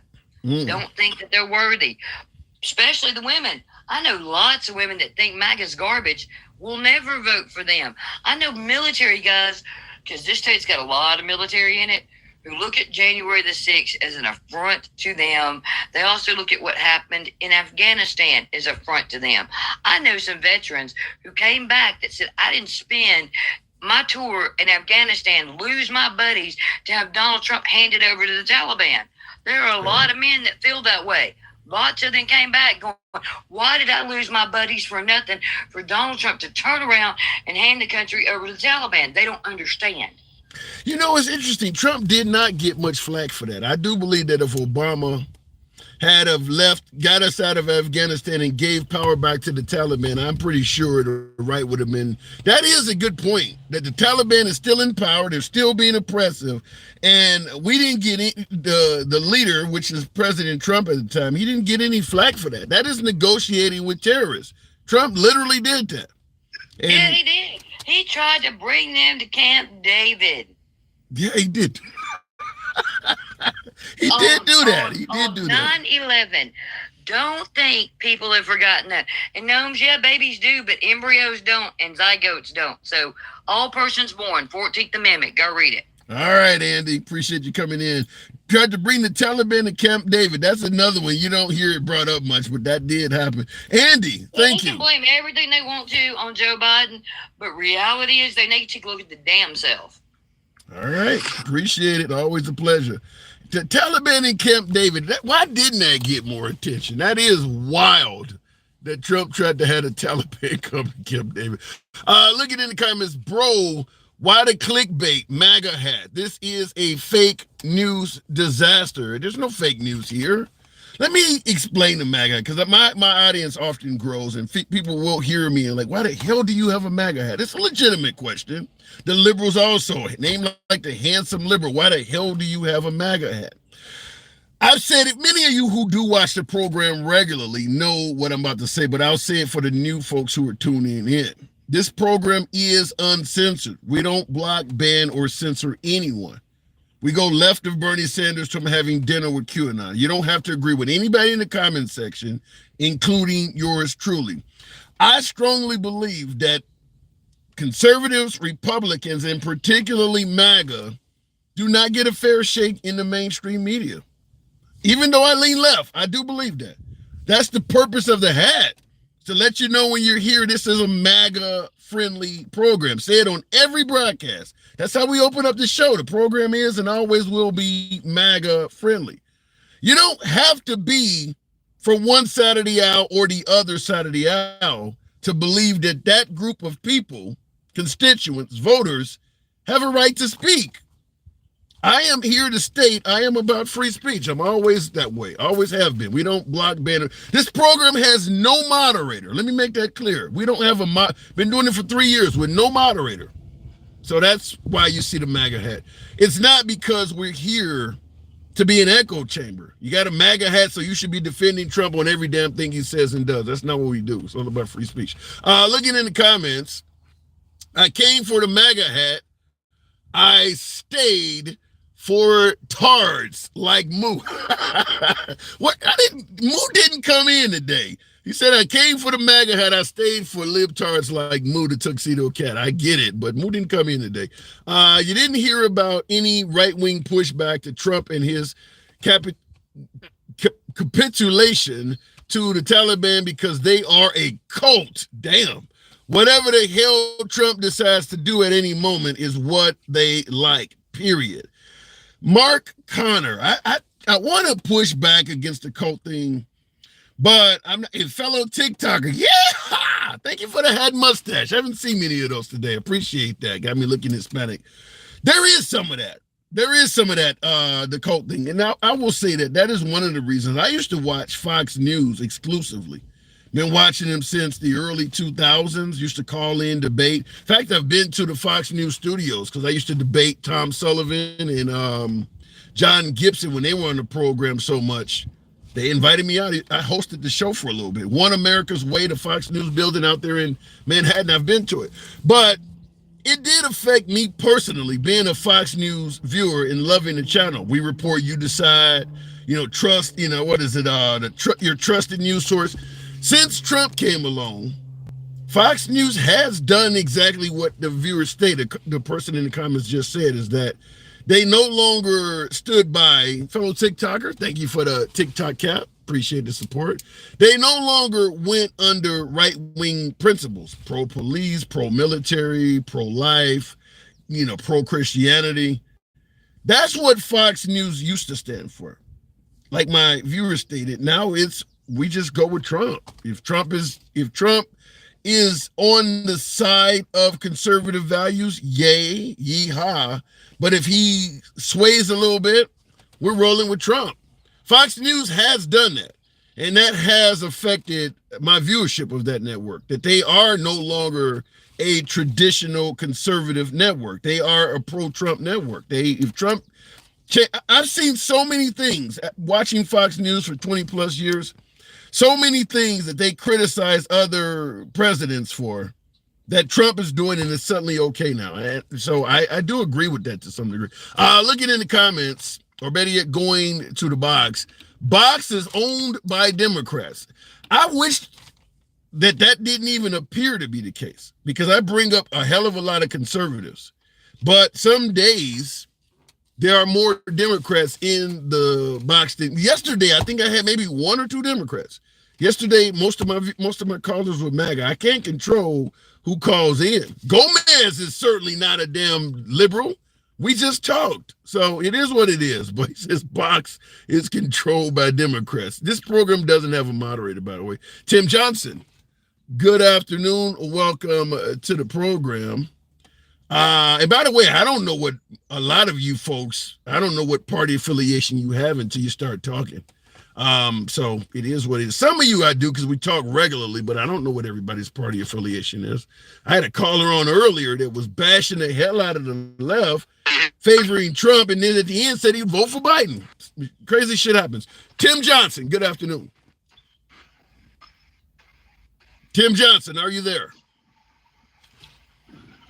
Can you hear me? Loud and clear. Can you hear me? Can you hear me now? Yeah. Yes, sir. Okay. Are you How a you doing today? I'm doing good. Are you a libtard? No, I'm not. I'm sorry. I can't be one of them now. Okay. So what do you think? Go ahead. I'm not really a Republican or a Democrat. I'm kind of one for the best person for the job. Anymore nowadays, I'm 58 years old nowadays. I'm beginning to wonder about the whole damn bunch of them. Wow. As far as Trump, I own a trucking business, and I had more money. I'm going to say I had more money than 4 years. I didn't do bad with Obama. I made good money with Obama. Did you vote for him? I made good money with Bush. Did you vote for Obama? I voted for Obama. Both times? I sure did. Both times. Okay. Other than, the only issue I have with the whole thing is on this war stuff. All Biden had to do was is open the oil up, drive the price back down on the oil,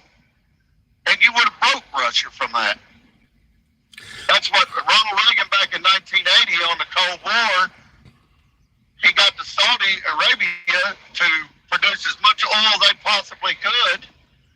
And it's amazing how the Cold War ended with Russia and the United States, because Russia went broke. I don't know if Biden has the power to do what you're suggesting. I mean, doesn't he have to get cooperation from the House and Senate to do that? Certainly he certainly can't tell other countries what to do. Well, I know back, like I said, like in the 80s, and I was still young then, but I just remembered, I think the House and the Senate did agree to do that, to get Saudi, but Reagan basically just went, asked Saudi Arabia to produce as much oil as you can, drop the price down, we're going to break Russia. And that's what they did. Trump basically probably done the same thing the 4 years he was in, because he drove the gas prices down because we were producing more oil and we wasn't buying any oil. I read a deal the other day that we were buying 800,000 now, not just 800,000 barrels of oil a month from Russia. Now, why are we supporting them? Is what I didn't understand. Why are we supporting Russia? Yeah. You do. They want them out of Ukraine, but you do realize Trump is very favorable to Russia, right? Yes. Yeah. But we didn't have no problems with Russia. No, because because we were not going to interfere with them taking over the Ukraine. No. Oh, we wasn't going to interfere with them? Under Trump. I thought he said that. I thought Trump told him to stay out of Ukraine. I thought that was part of the agreement. No, Trump didn't tell him anything. They weren't threatening it just yet. Trump didn't. Trump also told. Oh, okay. Yeah, I mean they whatever they were doing, they were planning on doing it, but they didn't stop because of Trump. Right.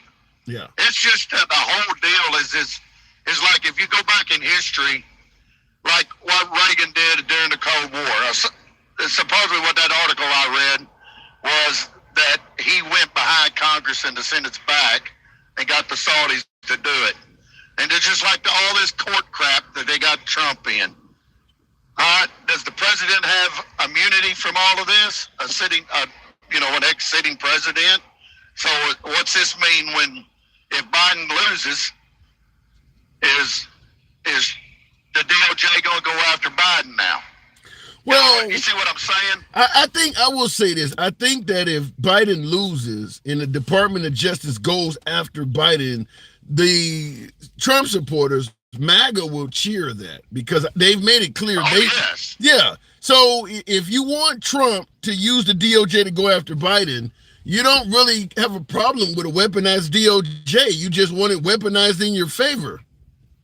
Right. No, I don't want. I think that we need less DOJ, if you want my opinion. Yeah. I've seen some friends of mine that's went to jail over federal cases, and it'd be a little. To me, it was small.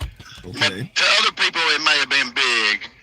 But if you deal with and I asked the friend of mine that got in trouble, I said, why didn't you fight it? I mean, you spent $100,000 on a lawyer. Why didn't you fight them? And he said, well, they told me they were going after my mom, my dad, my brothers, my sisters. So what they basically do, no wonder the federal government has a 98% conviction rate. Well, for me, if they come after me or if they come after you and then they say, we're going after your family, well, you're going to give in. Okay, I done it. So how do you feel? How do you feel about President Trump last week, the Time magazine article where he said he wants to give the police immunity? He said if he's reelected, he's going to give the police immunity because they need their powers back. In regards to the conversation we're talking about now, how do you feel about that? No. Well, he is. You should have immunity. You might get $2 gas. I mean, I've got a friend. I might get $2 gas, but I don't want the police where they don't have an immunity. They got to have something for their, if they get out and hit you with a billy club because you told them, no, you're not getting out of the car or whatever, you've got to have some kind of way to get back at them. You can't give them immunity, well, because they will abuse it. Well, you know as well as I do, they will abuse it. Yeah, well, I'm just going to say, I'm certainly not making it up. That's a quote, is that he want to give them immunity so they can, he said they need to get their powers back. That's actually what he said.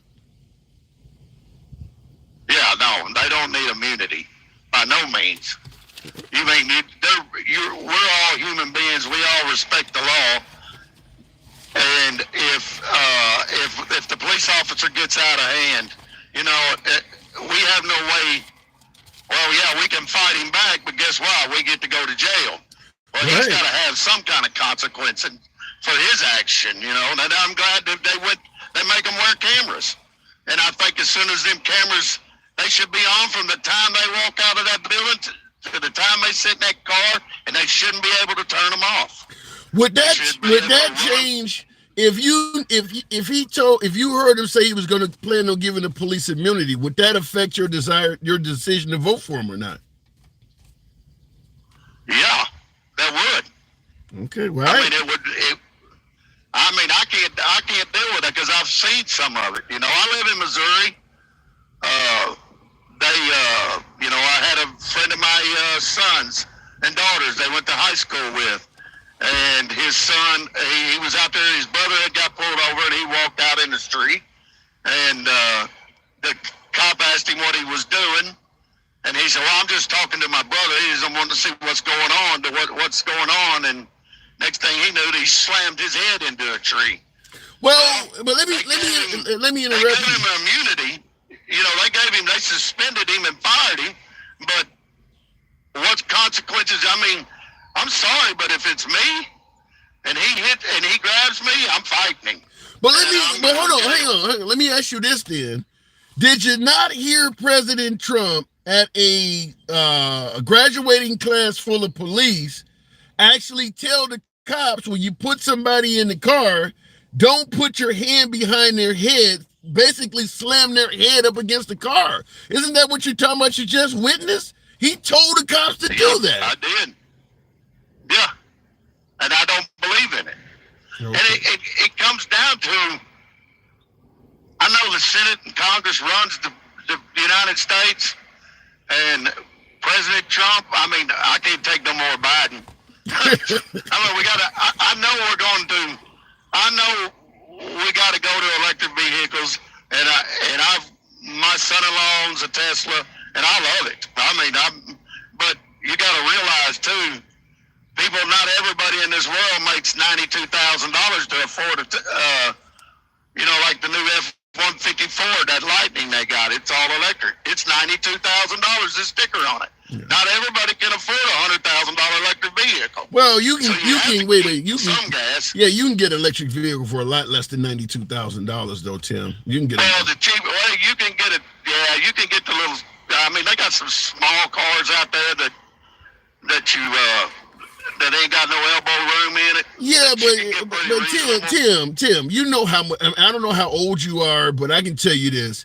I remember VCRs costing $500. I bought my first DVD player in the early 90s for about $550.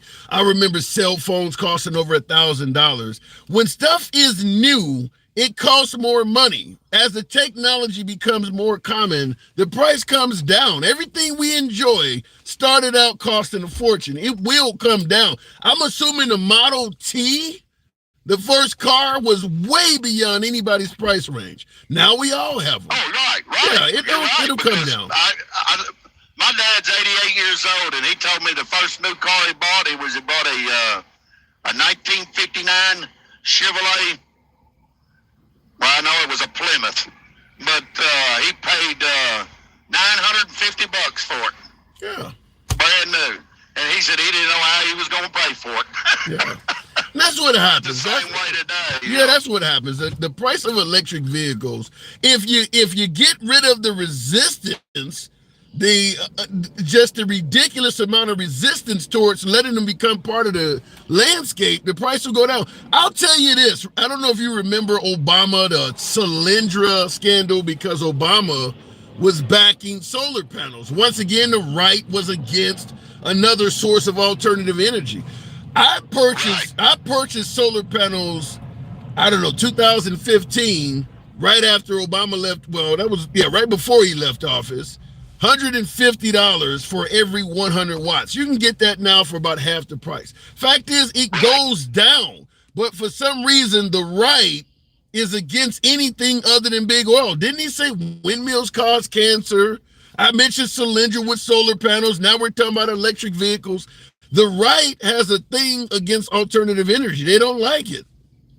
Right. Well, for instance, I know we got to go green, but we got to have, the whole world's got to go green. It can't be just the United States, because you got China over there that got aluminum smelters and steel smelters and have no pollution control whatsoever. They just let it out in the air.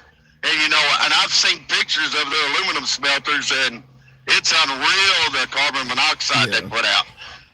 Well, guess what? All that travels to us, from eventually it all gets to us. Yeah. But you've got to do something. That has to be the whole world. It can't be one country and then the rest of the countries do what they want. I mean, it's not going to help the world if, the whole part of it is to save the planet, and if one country's doing it, we're doing our part, but if nobody else is doing it, then it's worthless. Well, that's my point. Well, electric vehicles will be worldwide. And by the way, China, I think Biden announced today that he's imposing tariffs on Chinese electric vehicles because they were trying to sell them for $10,000 a pop. Chinese were going to, so clearly they can be sold cheaper. I mean, obviously they may be getting created by children labor. I don't know, but the $92,000 electric car you're talking about, that ain't going to be around long. I mean, for the most part. No, what it is, China there's only two places you can get lithium from. One is in China, and the other one is in South America. That's the only two places, the biggest deposit of lithium that they can get. So China can get they just mass mine the lithium, and then they sell it, Elon Musk buys from China, the lithium. But here's my only issue with batteries. Batteries are hazardous material, basically. Okay. Once you charge them, when they get into the lead, you got to deal with the acid, you got to deal with the lead. I don't think there's lead in lithium batteries, though. No, there's no lead in lithium, but you're energizing lithium. So what are you doing? Where's that lithium going to go? You know what I'm saying? We don't know what down the road what lithium's going to do after we energize that. What's it going to do? Where are we going to put it? I get that. But what's happening is this is kind of like social programs. When you talk about this stuff with the right, they focus on the negatives. I mean, you're right. Lithium, once it's depleted, is toxic. Maybe once we get to that issue, we may have found a way to deal with that toxic substance and recycle it. But that shouldn't stop us from at least going down that avenue. Right. I think technically to make an electric car more feasible for me and you to use, I mean, I drive a truck. I've got it, like I said, I got a truck company. I drive one of the trucks. It's small, but now that they're putting these big trucks running on all electric. Well, that's fine, but they've only come up. Well, Tesla's the only one that's come up. They'll go 512 miles at 100%. Well, once you get that battery at 100%. One time and you deplete it, it never goes back to 100%. So, the next time you charge it, it'll be at 98. It goes down eventually. I mean, it'll stay in the 90s for a long time, but you never get to that 100%. Yeah, but wait a minute, Tim, every car has parts that go wrong. I mean, friction breaks down parts as well. Okay, it doesn't go back to 100%. But if you can get 10, what do we get out of a truck? Maybe 1 million miles or more. As long as it can give you similar performance, it is what it is. Right.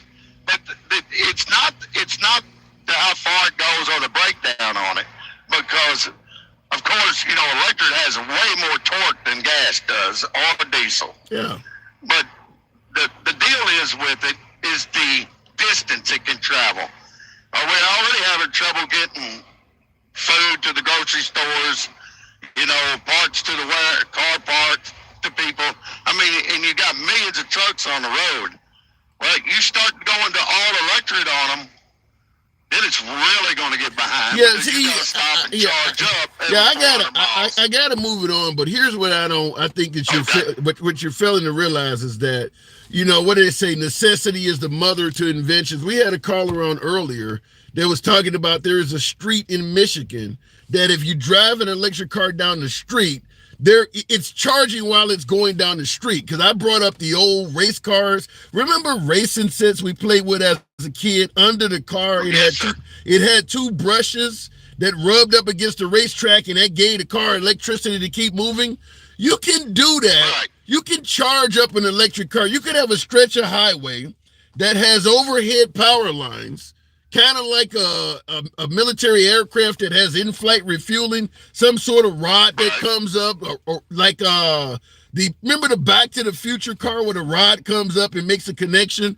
You could have an overhead power line that maybe spans a few set of miles, and during the course of those miles, the rod is up charging the car. There's all kinds of options. We can't just assume this is going to fail. I mean, we got to give it an... Well, no, I know it's not going to fail because they're going to push it. But why haven't they put like generators on them? Like you can put a generator in a wheel, just like a water generator, from a water dam that produces electricity. That runs through a wheel. It turns the wheel and makes electricity. I don't understand why they can't do the same thing on a car that would produce the power as you're going down the road. I mean, all of that.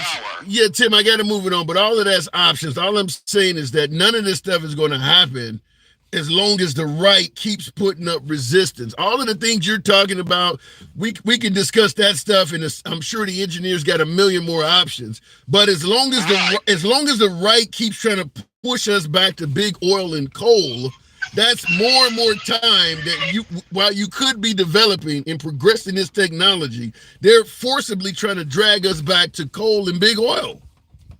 Right. They are doing that. Yeah. You're absolutely right. But because it's like everything else, it's big money. Yep. It's just like, you're talking billions and billions of dollars. Just same way with pharmaceutical companies, it's big money. Nothing's going to change until you break these big oil companies down, or you break these pharmaceutical companies down and do the right thing instead of the wrong. And I don't care if they're Republican, Democrat, or independent. They got to work. They got to see what the American people want. They get in office and act like they forget us. That is true. You could call them and say, "Well, we're working on that." I've called my senator 4 or 5 times, and he just says, "Well, I'm working on it," and then he goes out of office. He ain't done nothing. I said, "Well, you really worked on it." He was draining the swamp. Tim Johnson, appreciate you coming through. Thank you. All right, thank you, sir. All right, anytime. And I see in the comments on YouTube, someone said, what did he say? The Republicans are not putting up resistance. They are. He says, nobody is putting up a resistance. This stuff is going to happen whether you like it or not. You gave up your freedoms and rights. Now you have to deal with the consequences. What freedoms and rights? What are you talking about? What freedoms and rights have you given up? That doesn't make any sense. I mean, I want the freedom to be able to, drive a coal-powered locomotive in the back of my... What are you talking about? Freedoms. What freedoms are you giving up? I don't quite understand that. If you're still voting, then that's part of the problem. Voting does nothing to benefit you besides giving up your rights and freedoms. What? So you believe Americans are freer when they don't vote? That's what you're saying. You're better off by not voting at all. Wow. Agenda 47 freedom. Yikes. He means the right for women to have body autonomy. Okay, capitalism is not for the ordinary people either. You have or have not. Well, capitalism is not for ordinary people. Capitalism is for the haves, and there's not a lot of. Listen, if you are a capitalist, you're about strengthening your financial portfolio. You don't generally give a damn about the next guy. That's what capitalism is. The only reason why the next guy is looked upon is because of social policies, or as the right would say with Obama, socialism. But if our country was pure capitalism, there would be rampant homelessness every damn where, because the social policies is what saves the common man, whether it's monopolies, labor laws, workers' comp. A capitalist society, you couldn't even dial 911 without them itemizing the charges. I showed up to your house. You said there was a burglar out back. Okay, we sent 2 cops. We charge you this amount per cop. One of them had to discharge this weapon a couple times, and he took down the suspect. So we're going to charge you for the use of the firearm, plus or minus a few cleaning services. The suspect is deceased. We have to charge you for the bio cleanup of what happened in the app. All of that. That's how capitalism would work. You would be charged for every damn thing you do if you didn't have social tenets, social policies in America. Capitalism alone would be bad. It would really be bad. Looking in the comments, affirmative action must be another social savior then, right? Yeah, it is. Yeah, it is. Without affirmative action, the majority would rule over the minority. That's how, that's anywhere. It's not just nothing that is strictly anti-white in America. That would happen everywhere. Without giving the minority a fair chance, the majority would do everything that is favorable to them. That's how the country ran. When you had segregation, well, whites were the majority, so all of the nation's resources and things they made it so that stuff went to them. Affirmative action gives everybody a fair shake. So yeah, it would go like that. I will never vote for Trump, but capitalism is the savior of common men. Capitalism is great as long as you're doing all right. The problem with capitalism is there is no social safety net. People who are staunch capitalists, you're healthy, you're strong, you're employed, you're generally fairly young, or you're doing all right. But you don't think about, what if I become disabled? What if I become sick? Now you need socialism. What if something happens to you where you don't get to work until you retire? Now you suddenly need socialism, because a capitalist society ain't gonna look out for your ass. Now you need that Medicaid and all of that shit that you may have been against when you had a good job and didn't want to pay taxes. And that can happen to any of us. That ain't got nothing to do with being lazy or wanting to get welfare. Anyone can become disabled at any time. And suddenly you'll really start realizing how necessary social tenets are, because the capitalists ain't gonna want to do a damn thing for your ass. If you leave it up to the American citizens, you can sit your disabled ass down in the sewer somewhere and figure it out. You need those policies. Capitalism ain't about helping out poor people. It never was. Looking in the comments, capitalism needs to be the foundation of the economic policy. I am all for Medicaid and social policies. You have to have a hybrid. We can talk about Obamacare, for instance. Obama came along with Obamacare as socialism. Nobody wanted it. Look at the healthcare system before Obama came along with that. What were the capitalists doing? Finding ways to pass more and more of your healthcare costs on to you, to the point where you could have a good job making good income and you're like, damn, I can't afford my medical costs. Because now all of a sudden, when I go to the doctor, my insurance used to cover it. Now they're starting to require me to pay some of the bill. And every time they negotiate a new contract with the healthcare provider, my take of that bill goes up and up and up.